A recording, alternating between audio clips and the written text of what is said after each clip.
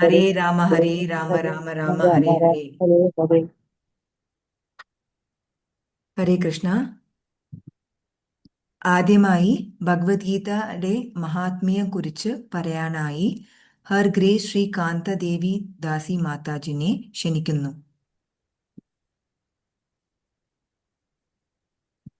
Hare Krishna mataji. Thank you mataji. Hare Krishna mataji. ഇന്ന് ഞാൻ ഗീതാ മഹാത്മ്യത്തെ പറ്റിയാണ് ഇവിടെ പറയാൻ പോകുന്നത്. അപ്പൊ നമുക്ക് മംഗളാചരണം ചെയ്തിട്ട് തുടങ്ങാം. ഓം അജ്ഞാനതിമിരാന്തസ്യ ജ്ഞാനാഞ്ജനശലാകയാ ചക്ഷുരോന്മീലിതം യേന തസ്മൈ ശ്രീ ഗുരവേ നമഃ.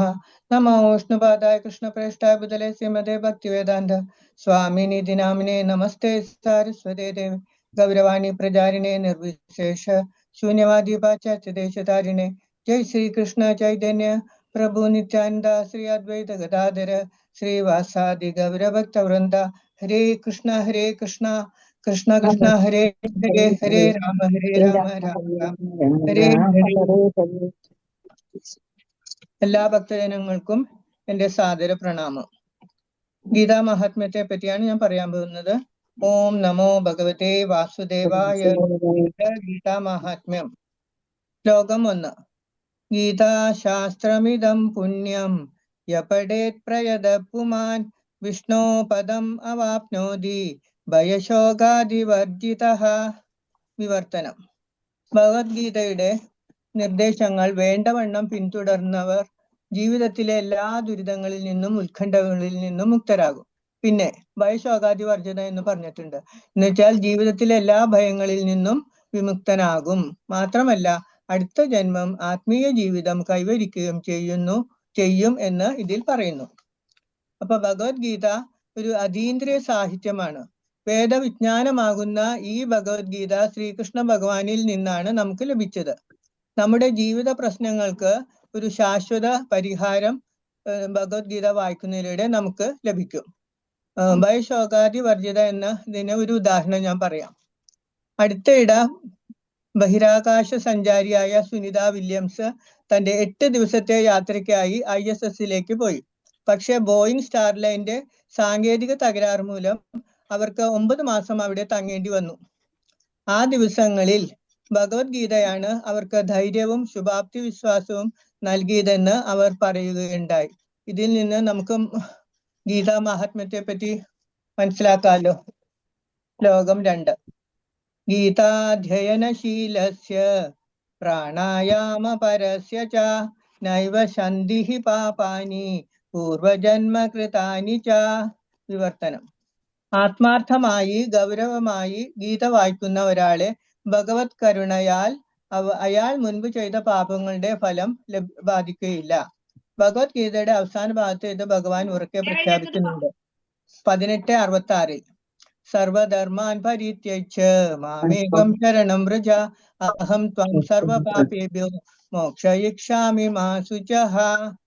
എല്ലാ തരത്തിലുള്ള മതങ്ങളെയും ഉപേക്ഷിച്ച് എനിക്ക് സ്വയം സമർപ്പണം ചെയ്യുക എന്ന് ഭഗവാൻ പറയുന്നു. ഞാൻ നിങ്ങളെ എല്ലാ പാപങ്ങളിൽ നിന്നും മുക്തനാക്കാം, ഭയപ്പെടേണ്ട എന്ന് ഭഗവാൻ പറയുന്നു. അങ്ങനെ തന്നിലേക്ക് ആത്മസമർപ്പണം ചെയ്യുന്നവരുടെ എല്ലാ ഉത്തരവാദിത്വവും ഭഗവാൻ ഏറ്റെടുത്ത് അയാളെ പാപങ്ങളുടെ എല്ലാ ഫലങ്ങളിൽ നിന്നും മോചിപ്പിക്കുകയും ചെയ്യും.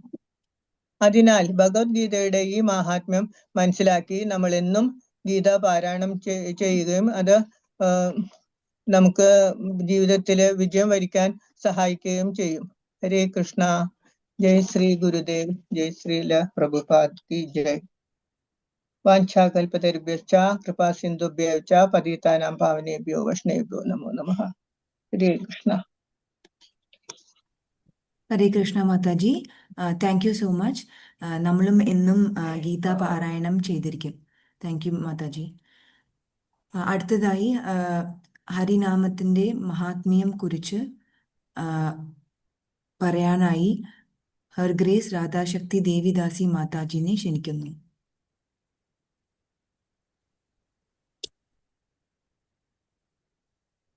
ഹരേ കൃഷ്ണ.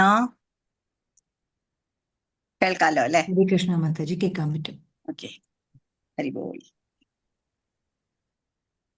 ഹരേ കൃഷ്ണ, എല്ലാവർക്കും എൻ്റെ പ്രണാമം. പതിവ് പോലെ നമുക്ക് അല്പനേരം നാമമാഹാത്മ്യത്തെ കുറിച്ചിട്ട് ചർച്ച ചെയ്യാം, ഗീത ക്ലാസ് തുടങ്ങുന്നതിന് മുൻപ്. നമ്മൾ എല്ലാ ദിവസവും ഇത് ചെയ്യുന്നുണ്ട് അല്ലെ? അതെന്താ കാര്യം? അത്രയ്ക്ക് പ്രാധാന്യമുണ്ട് ഈ നാമജപത്തിന്. അത് നമ്മുടെ ഉള്ളിലേക്ക് ആ തത്വം അലിഞ്ഞു ചേരണം. അതാണ് എന്നും നമ്മൾ ഇതേക്കുറിച്ച് ചർച്ച ചെയ്യുന്നത്. ആ ഭഗവാന്റെ നാമം എന്തുകൊണ്ടാണ് എന്നുള്ളത്. പത്മപുരാണത്തില് ഭഗവാൻ നാരദ മഹർഷിയോട് പറയുന്നുണ്ട്. എന്താണ് ഒരു ശ്ലോകം ഉണ്ട്. എന്താ? നാഹം തിഷ്ടാമി വൈകുണ്ഠേ യോഗിനാം ഹൃദയേഷുവ എത്ര ഗായന്തി മൽഭക്ത തത്ര തിഷ്ടാമി നാരദ. എന്താ പറയണേ? ഞാൻ ഭഗവാൻ പറയാണ് നാരദനോട്, ഞാൻ വൈകുണ്ഠത്തിലും വസിക്കുന്നില്ല, ഒരുപാട് തപശ്ചര്യകൾ അനുഷ്ഠിക്കുന്ന യോഗീശ്വരന്മാര്, ഹിമാലയ സാനുക്കളിലൊക്കെ തപസ്യകളൊക്കെ അനുഷ്ഠിക്കുന്ന ആ യോഗീശ്വരന്മാരുടെ ഹൃദയത്തിലും ഞാൻ വസിക്കുന്നില്ല. പിന്നെ ഞാൻ എവിടെയാ വസിക്കുന്നത്? എത്ര ഗായന്തി മൽഭക്ത തത്ര തിഷ്ടാമി നാരദ. എവിടെയാണോ എന്റെ ഭക്തന്മാര് ചേർന്ന് എന്റെ കഥകൾ പറയുന്നത്, എന്റെ നാമം ജപിക്കുന്നത്, എന്നെ കുറിച്ച് പറയുന്നത്, അവിടെയാണ് ഞാൻ ഉള്ളത്, അവിടെയാണ് ഞാൻ വസിക്കുന്നത് നാരദ എന്ന് പറയാണ്. അപ്പൊ ഭഗവാനും ഭഗവാന്റെ നാമവും ഭഗവാന്റെ രൂപവും ഭഗവാന്റെ ലീലയും ഒന്നും തമ്മിൽ വ്യത്യാസമില്ല, എല്ലാം ഒന്ന് തന്നെയാണ്. അത്രയ്ക്ക് ശക്തിയുണ്ട് ഭഗവാന്റെ നാമത്തിന്. ഭൗതികമായിട്ടുള്ള വാക്കുകൾ പോലെയല്ല. ഭൗതികമായിട്ടുള്ള വാക്കുകൾ എന്താണ്? ഇപ്പൊ നമുക്ക് ഉദാഹരണത്തിന്, എനിക്ക് ദാഹിക്കുന്നു, ഞാൻ വെള്ളം വെള്ളം വെള്ളം എന്നും പറഞ്ഞുകൊണ്ടിരുന്ന എന്റെ ദാഹം മാറുമോ? ഇല്ല. വെള്ളം എന്നുള്ള പദവും വെള്ളം എന്നുള്ള പദാർത്ഥവും രണ്ടും രണ്ടാണ് അല്ലെ? പക്ഷെ ഭഗവാന്റെ നാമം അങ്ങനെയല്ല. നമ്മൾ കൃഷ്ണ എന്ന് വിളിക്കുമ്പോൾ കൃഷ്ണൻ എന്റെ നാക്കത്ത് നൃത്തം ചവിട്ടുകയാണ്. ഇപ്പൊ നേരത്തെ പറഞ്ഞ മാതിരി ഭഗവാനും ഭഗവാന്റെ നാമവും ഭഗവാന്റെ രൂപവും ഭഗവാന്റെ ലീലയും ഒന്നും തമ്മിൽ യാതൊരു വ്യത്യാസവും ഇല്ല.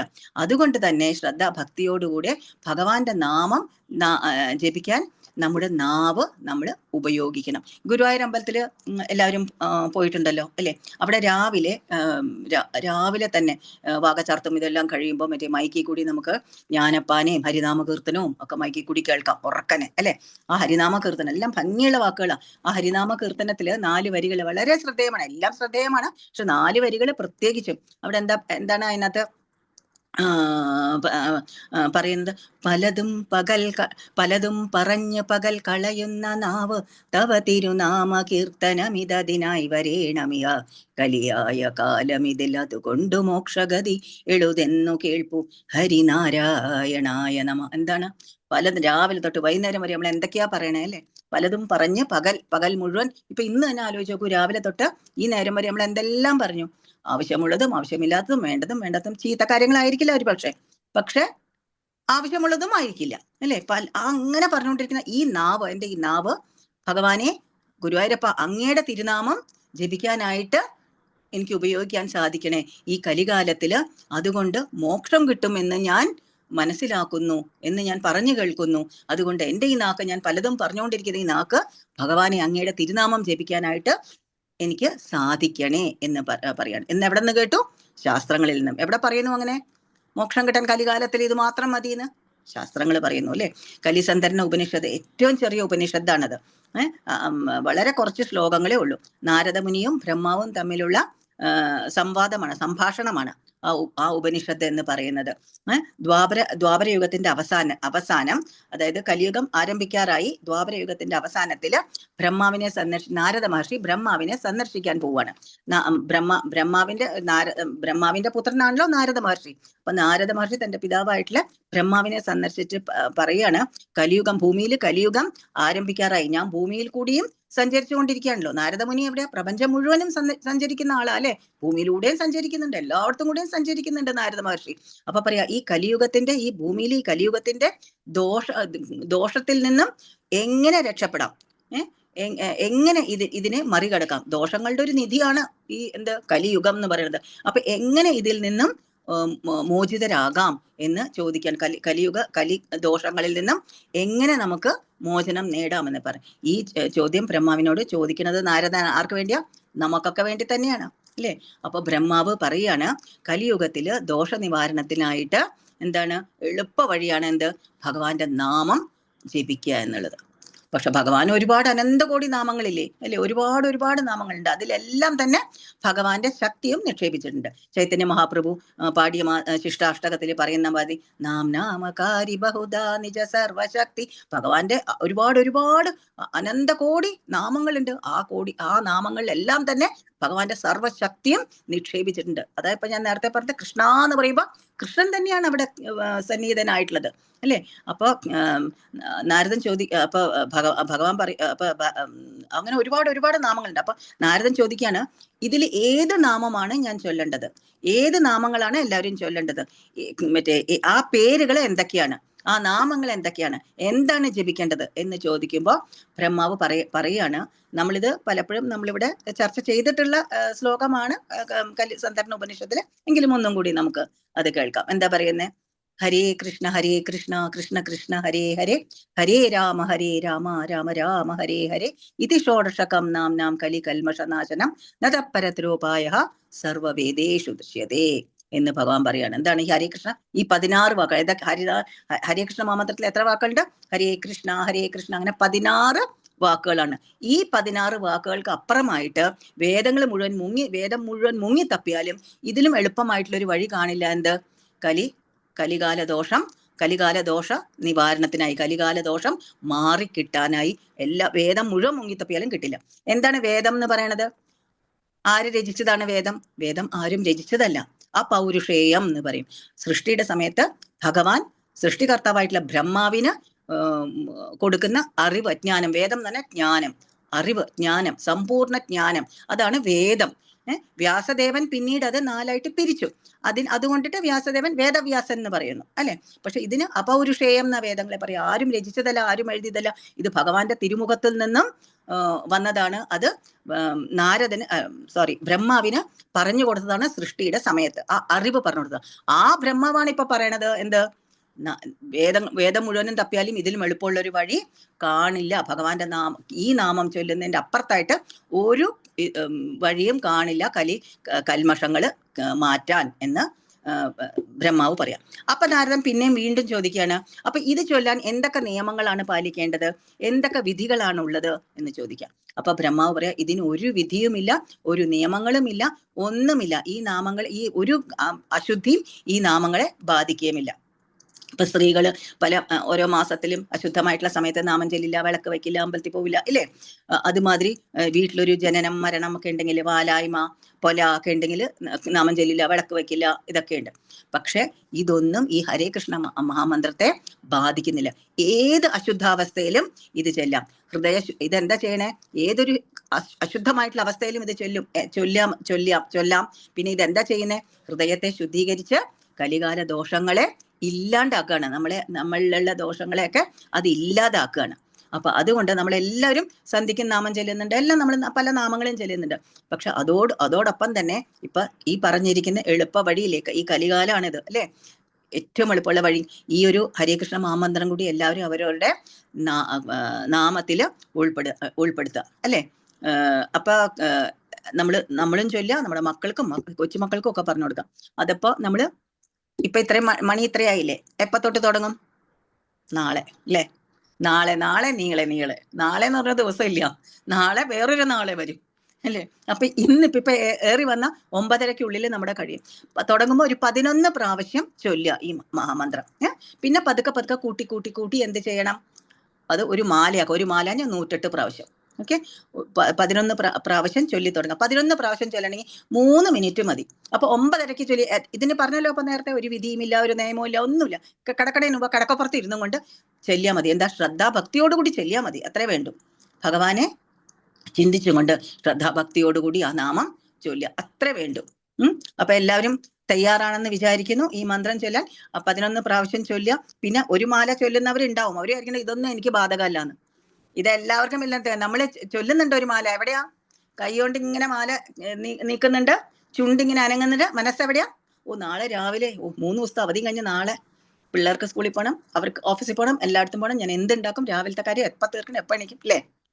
ശ്രദ്ധാഭക്തിയാണ് ഓടുകൂടി അങ്ങനെയുള്ളവർ ചൊല്ലാം. അപ്പൊ തുടക്കക്കാര് 11 പ്രാവശ്യം ചൊല്ലാം. മനസ്സിനെ പിടിച്ച് കൊണ്ടുവരാൻ നോക്കുക. അത് എളുപ്പമല്ല മനസ്സിനെ കൊണ്ടുവരാന്നുണ്ട്. ഭഗവാൻ തന്നെ അതൊക്കെ നമ്മൾ പഠിക്കും ഭഗവത്ഗീതയിൽ. ഭഗവാൻ തന്നെ പറയുന്നുണ്ട്, മനസ്സിങ്ങനെ പോകും പലയിടത്തുനിന്ന്, അത് പിടിച്ചുകൊണ്ടുവരാൻ ഭഗവാൻ പറയുന്നുണ്ട്. അതൊക്കെ നമ്മൾ 6-ാമത്തെ അധ്യായം ഭഗവത്ഗീതയിൽ എത്തുമ്പോൾ അതെല്ലാം നമ്മൾ പഠിക്കും. ഇപ്പൊ തൽക്കാലം ഇത്രയും അറിയാം. നമ്മൾ ആ ശ്രദ്ധാഭക്തിയോടുകൂടി നമ്മുടെ മനസ്സ് പോകുന്നുണ്ട് എന്നുള്ളൊരു അവബോധം മാത്രം നമുക്ക് ഉണ്ടായാൽ മതി. അതിനെ പിടിച്ചുകൊണ്ടുവരാൻ ശ്രമിക്കുക. എന്നിട്ട് നമ്മൾ നാമം ചൊല്ലുക. ഇപ്പൊ നമുക്ക് ഒരു പ്രാവശ്യം എല്ലാവർക്കും കൂടെ ചൊല്ലിയിട്ട് നമുക്ക് ഇത് അവസാനിപ്പിക്കാം. ഒരു പ്രാവശ്യം അത് കഴിയുമ്പോൾ എന്താ 10 പ്രാവശ്യം അല്ലേ, കിടക്കണതിന് മുമ്പ് 10 പ്രാവശ്യം എല്ലാവരും കൂടെ ചൊല്ലുക. ഓക്കെ. ഇപ്പൊ എല്ലാവരും അൺമ്യൂട്ട് ചെയ്യണമെന്ന് ഞാൻ പറയണില്ല. അൺമ്യൂട്ട് ചെയ്യണ്ട, മ്യൂട്ടായിട്ട് തന്നെ ഇരിക്കണം. പക്ഷെ എല്ലാവരും ഒന്ന് വീഡിയോ ഓൺ ചെയ്താൽ നമുക്ക് എല്ലാവർക്കും പരസ്പരം കണ്ടുകൊണ്ട് ഒരു സത്സംഗം പോലെ തന്നെയാണ്. എല്ലാവരും കൂടെ ഒരുമിച്ച് കീർത്തനവും സങ്കീർത്തനവും അല്ലെ, കീർത്തനം നാമം ചൊല്ലിക്കണം, സങ്കീർത്തനം പറഞ്ഞാൽ സംഘം ചേർന്ന് കീർത്തനം ചെയ്യാം. എല്ലാവരും കൂടെ ഒരുമിച്ച് ചെയ്യാം. അപ്പൊ എല്ലാവരും ഒന്ന് വീഡിയോ ഓൺ ചെയ്ത് കഴിഞ്ഞാൽ നമുക്ക് ഒരുമിച്ച് ഒന്ന് ഒരു പ്രാവശ്യം ഹരേ കൃഷ്ണ മഹാമന്ത്രം ചൊല്ലാം. റെഡിയാണോ എല്ലാവരും? ചൊല്ലാം. എല്ലാവരും വീഡിയോ ഓൺ ചെയ്യാമോ? ചൊല്ലാം. ഓക്കെ. ഹരേ കൃഷ്ണ കൃഷ്ണ കൃഷ്ണ ഹരേ ഹരേ, ഹരേ രാമ രാമ രാമ ഹരേ ഹരേ.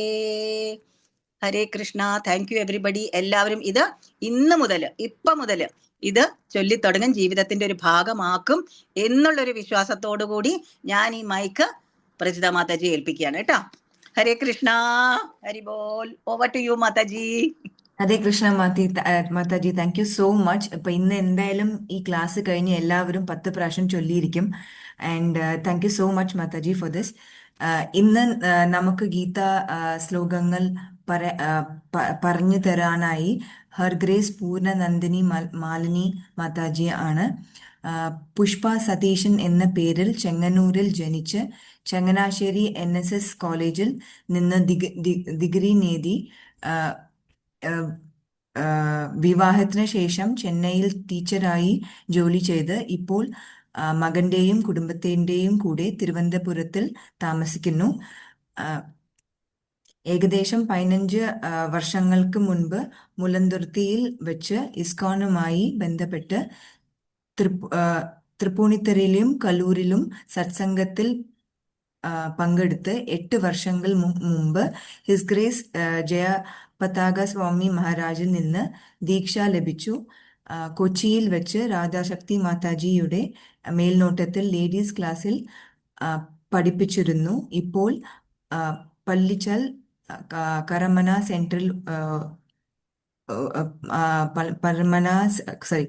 സെൻട്രൽ കുക്കിംഗ് DT വർഷിപ്പ് സേവകൾ ചെയ്യുന്നു. 4 വർഷമായി കൊല്ലത്തിൽ ഭക്തന്മാർക്ക് ഓൺലൈൻ ക്ലാസുകൾ എടുക്കുന്നു. മാതാജി തിരുവനന്തപുരത്ത് 2 നാമഹർത്താദികളിൽ സജീവമായി പങ്കെടുക്കുന്നു. ഹർഗ്രേസ് പൂർണ്ണനന്ദിനി മാലിനി മാതാജിയിൽ ക്ലാസ് എടുക്കാനായി സ്വാഗതം ചെയ്യുന്നു.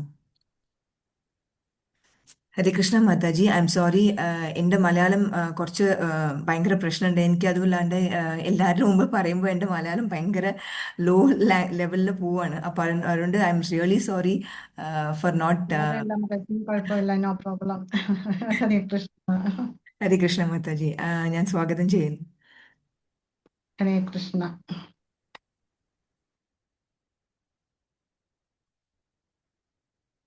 ഹരേ കൃഷ്ണ. ഓമജ്ഞാനതിമിരാന്തസ്യ ജ്ഞാനാഞ്ജനശലാകയാ ചക്ഷുരുന്മീലിതം യേന തസ്മൈ ശ്രീഗുരുവേ നമഃ. നമോ വിഷ്ണുപാദായ കൃഷ്ണപ്രേഷ്ഠായ ഭൂതലേ ശ്രീമതേ ഭക്തിവേദാന്ത സ്വാമിൻ ഇതി നാമിനെ. നമസ്തേ സരസ്വതേ ദേവേ ഗൗരവാണി പ്രചാരിണേ നിർവിശേഷ ശൂന്യവാദി പാശ്ചാത്യദേശതാരിണേ. ഹരേ കൃഷ്ണ. ഇന്ന് 22 മുതൽ 42 വരെയുള്ള ശ്ലോകങ്ങളാണ് ഇന്ന് എടുക്കേണ്ടത്. 4-ാം അധ്യായം. ശ്ലോകം വായിക്കാം. യദൃച്ഛാലാഭസന്തുഷ്ടോ ദ്വന്ദ്വാതീതോ വിമത്സരഃ സമസിദ്ധാവസിദ്ധൗ ച കൃത്വാപി ന നിബധ്യതേ. വിവർത്തനം പ്രഭുപാദരുടേത്. ശ്രീല പ്രഭുപാദ് കി ജയ്. താനെ വന്നു ചേരുന്ന നേട്ടങ്ങളാൽ സംതൃപ്തനും ദ്വന്ദ്വമുക്തനും നിർമത്സരനും ജയാപജയങ്ങളെ സമഭാവനയോടെ കൈക്കൊള്ളുന്നവനുമായ ഒരാൾ കർമ്മങ്ങൾ ചെയ്തുകൊണ്ടിരുന്നാലും അവയാൽ ബദ്ധനല്ല. നമ്മൾ 21-ാമത്തെ ശ്ലോകത്തിൽ നമ്മൾ കണ്ടു, മനസ്സിനെയും നമ്മളുടെ ബുദ്ധിയെയും ഇന്ദ്രിയങ്ങളെയും ഒക്കെ പൂർണ്ണമായും നിയന്ത്രിച്ച് തൻ്റെ ഐശ്വര്യങ്ങളിൽ അഹം ഇല്ലാതെ, അഹം എന്ന് വെച്ചാൽ ഞാൻ എൻ്റേതെന്നുള്ള ഒരു അഹംഭാവം ഇല്ലാതെ നമ്മുടെ ജീവിതം നിലനിർത്താൻ ആവശ്യമായിട്ടുള്ള കർമ്മങ്ങളിൽ മാത്രം ഏർപ്പെട്ടുകൊണ്ട് ജ്ഞാനമാർഗത്തിൽ മുന്നോട്ട് പോകുന്ന ഒരു വ്യക്തിക്ക് കർമ്മത്തിന്റെ പാപപ്രതികരണങ്ങൾ അനുഭവിക്കേണ്ടി വരില്ല എന്ന്. അപ്പൊ ഈ 22-ാമത്തെ ശ്ലോകത്തിലും ഇത് തന്നെയാണ് ഭഗവാൻ പറയുന്നത്. അതായത് ഭക്തിമാർഗത്തിൽ മുന്നോട്ട് പോകുന്നവരുടെ ലക്ഷണത്തെ കുറിച്ചാണ് ഈ ശ്ലോകത്തിൽ പറയുന്നത്. അതായത് നമ്മള് ഭക്തിമാർഗത്തില് ഭഗവാന്റെ സന്തുഷ്ടിക്ക് വേണ്ടി നമ്മൾ കർമ്മം ചെയ്യുകയാണെങ്കിൽ അത് ഒരു തരത്തിലും കർമ്മബന്ധനം ആവുന്നില്ല. നമുക്ക് ജന്മമൃത്യു ജരാവ്യാധിയിൽ നിന്ന് മുക്തനാകാന് നമുക്കതുകൊണ്ട് സാധിക്കുന്നു. അത് തന്നെയുമല്ല, നമുക്കുള്ളത് കൊണ്ട് സംതൃപ്തരായി ജീവിക്കാനും നമുക്ക് സാധിക്കുന്നു. ഭൗതികമായിട്ടുള്ള ദ്വന്ദ്വങ്ങൾ, അതായത് സുഖദുഃഖങ്ങൾ, മാനാപമാനങ്ങൾ, ഇതൊന്നും ഇങ്ങനെയുള്ള വ്യക്തിയെ ബാധിക്കുന്നതേയില്ല. ഏതവസ്ഥയിലും ശ്രീകൃഷ്ണ ഭഗവാന്റെ ഭക്തിയുടെ സേവന പാതയിൽ അതിന് മുൻതൂക്കം കൊടുത്ത് ഭക്തിയുടെ സേവനപരമായിട്ടുള്ള കാര്യങ്ങളിൽ മുന്നേറുകയാണ് ആ വ്യക്തി ചെയ്യുക. കാരണം എന്താണ്? ആ വ്യക്തിക്ക് അറിയാം, ഈ മാർഗം വിട്ട് മറ്റു മാർഗങ്ങളിൽ പോയി കഴിഞ്ഞാൽ അതെല്ലാം നമ്മളെ ഭൗതികമായിട്ടുള്ള ബന്ധനത്തിൽ കുടുക്കിയിടുകയാണ് ചെയ്യുന്നതെന്ന്. ഇനി അടുത്ത ശ്ലോകം നമ്പർ 23. ഗതസംഗസ്യ മുക്തസ്യ ജ്ഞാനാവസ്ഥിത ചേതസഃ യജ്ഞായാചരത കർമ്മ സമഗ്രം പ്രവിലീയതേ. വിവർത്തനം: ഭൗതിക പ്രകൃതിയുടെ ഗുണങ്ങളാൽ ബദ്ധനാകാതെ അതീന്ദ്രിയ ജ്ഞാനത്തിൽ പൂർണ്ണമായി സ്ഥിതി ചെയ്യുന്നവരുടെ കർമ്മങ്ങൾ ദിവ്യതയിൽ വിലയം പ്രാപിക്കുന്നു. അപ്പൊ നമ്മൾ മനസ്സിലാക്കി, ഭഗവാന്റെ സന്തുഷ്ടിക്ക് വേണ്ടി കർമ്മം ചെയ്യുകയാണെങ്കിൽ അതൊരു തരത്തിലും കർമ്മബന്ധനം ആവുന്നില്ല. ഇപ്പം നമുക്കറിയാം, ട്രാഫിക് റൂൾസ് അറിയാൻ പാടില്ലാത്ത ഒരാൾ വണ്ടി ഓടിക്കുകയാണെങ്കിൽ എന്താ സംഭവിക്കുക? അപകടം ഉണ്ടാകും, ഇല്ലേ? അതുപോലെ ശ്രീകൃഷ്ണ ഭഗവാന്റെ ഭക്തിയുടെ സേവന പാത വിട്ട് മറ്റേതു മാർഗത്തിൽ പോയാലും നമുക്ക് നമ്മൾ ആരാണ്, ഭഗവാൻ ആരാണ്, നമ്മളും ഭഗവാനും തമ്മിലുള്ള ബന്ധം എന്താണ്, നമ്മളുടെ ആത്യന്തിക ലക്ഷ്യം എന്താണ്, ഇതൊന്നും ശരിയായ രീതിയിൽ മനസ്സിലാക്കാൻ നമുക്ക് സാധിക്കില്ല. അതുകൊണ്ട് നമ്മൾ എന്താ ചെയ്യേണ്ടത്? നമ്മൾ ത്രിഗുണങ്ങളിൽ പെട്ട് ഉഴറാതെ ഭഗവാന് വേണ്ടി ഭക്തിയുടെ സേവനം അനുഷ്ഠിക്കുക. നമ്മൾ ഈ ഭൗതിക ലോകത്തിൽ ജനിക്കുന്നതിലെ നമ്മൾ മായയുടെ പിടിയിൽ വീഴുകയാണ് ചെയ്യുന്നത്. പിന്നീട് നമ്മളുടെ എല്ലാ പ്രവൃത്തികളും ത്രിഗുണങ്ങളെ ആശ്രയിച്ചിട്ടാണ്. ഈ ത്രിഗുണങ്ങളാണ് നമ്മളെ ഈ ഭൗതിക ലോകത്തിൽ കുടുക്കിയിടുന്നത്. നമ്മളെല്ലാവരും തന്നെ ത്രിഗുണങ്ങളുടെ വാസനകൾക്കനുസരിച്ചിട്ടാണ് പലതരത്തിലുള്ള പ്രവൃത്തികളിൽ ഏർപ്പെടുന്നത്. ഈ ത്രിഗുണങ്ങൾ എന്ന് പറഞ്ഞാൽ ഒരു കയറ് പോലെയാണ്. കയറെങ്ങനെയാ ഇരിക്കുക? 3 പിരിയുണ്ടാകും, അത് ദൃഢമായി ബന്ധിച്ചിട്ടാണ് കയറാക്കുന്നത്. അതേപോലെ നമ്മളും ഈ ത്രിഗുണങ്ങളാൽ ദൃഢമായി ബന്ധിക്കപ്പെട്ടിരിക്കുകയാണ്. ആ ബന്ധനം പൊട്ടിക്കണമെങ്കിൽ എന്ത് വേണം? ശ്രീകൃഷ്ണ ഭഗവാന്റെ ഭക്തിയുടെ സേവന പാതയിൽ നമ്മൾ മുന്നോട്ട് പോയെങ്കിലേ നമ്മളുടെ ഉള്ളിലുള്ള അനർത്ഥങ്ങളൊക്കെ ഇല്ലാതാക്കി നമുക്ക് നമ്മളുടെ ലക്ഷ്യമായ ഭഗവത് സാക്ഷാത്കാരം നേടിയെടുക്കാൻ സാധിക്കുകയുള്ളൂ. അപ്പൊ ഈ ശ്ലോകത്തിൽ നിന്ന് നമ്മൾ മനസ്സിലാക്കേണ്ടത് എന്താണ്? നമ്മൾ ശ്രീകൃഷ്ണ ഭഗവാനെ പരിപൂർണമായിട്ടും ആശ്രയിച്ചിട്ട് നമ്മൾ കർമ്മം ചെയ്യുകയാണെങ്കിൽ നമുക്ക് ഭഗവത് പ്രാപ്തി കൈവരിക്കാൻ സാധിക്കും. അടുത്തത് ശ്ലോകം നമ്പർ 24.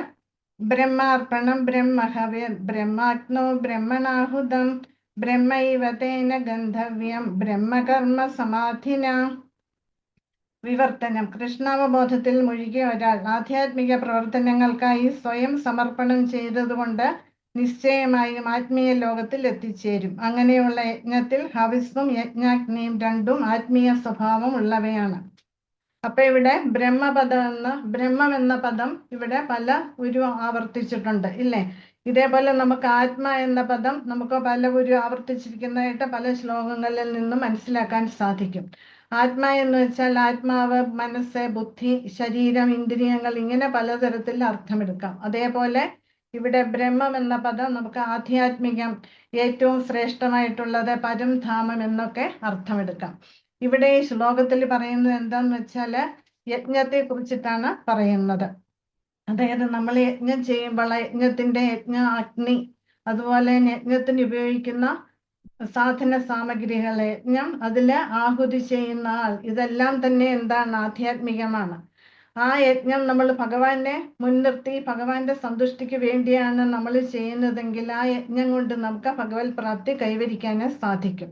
പക്ഷേ ഈ കലിയുഗത്തിലെ യജ്ഞങ്ങളെ യാഗങ്ങളെ ഇതൊന്നും നമുക്ക് അനുഷ്ഠിക്കുക ഇത് സാധ്യമല്ല. കാരണം എന്താന്ന് വെച്ചാൽ ഇതൊക്കെ ശരിയായ രീതിയിൽ അറിയാവുന്ന ആൾക്കാരെ, പരിശുദ്ധമായിട്ടുള്ള സാധന സാമഗ്രികള് ഇതൊന്നും നമുക്ക് ലഭ്യമല്ല. അപ്പൊ നമ്മൾ എന്താ ചെയ്യേണ്ടത്? ഈ കലിയുഗത്തിൽ പറഞ്ഞിരിക്കുന്നത് ഈ കലിയുഗത്തിന്റെ യുഗധർമ്മമായിട്ടുള്ള ഭഗവാന്റെ തിരുനാമം, അതായത് നാമസങ്കീർത്തനമാണ്. ഹരേ കൃഷ്ണ കൃഷ്ണ കൃഷ്ണ ഹരേ ഹരേ, ഹരേ രാമ രാമ രാമ ഹരേ ഹരേ. ഇത് മാത്രം മതി നമുക്ക് കലിയുടെ ആക്രമണത്തിൽ നിന്ന് രക്ഷപ്പെടാനും. ഇതുകൊണ്ട് നമുക്ക് ഭഗവത് പ്രാപ്തി കൈവരിക്കാനും സാധിക്കും.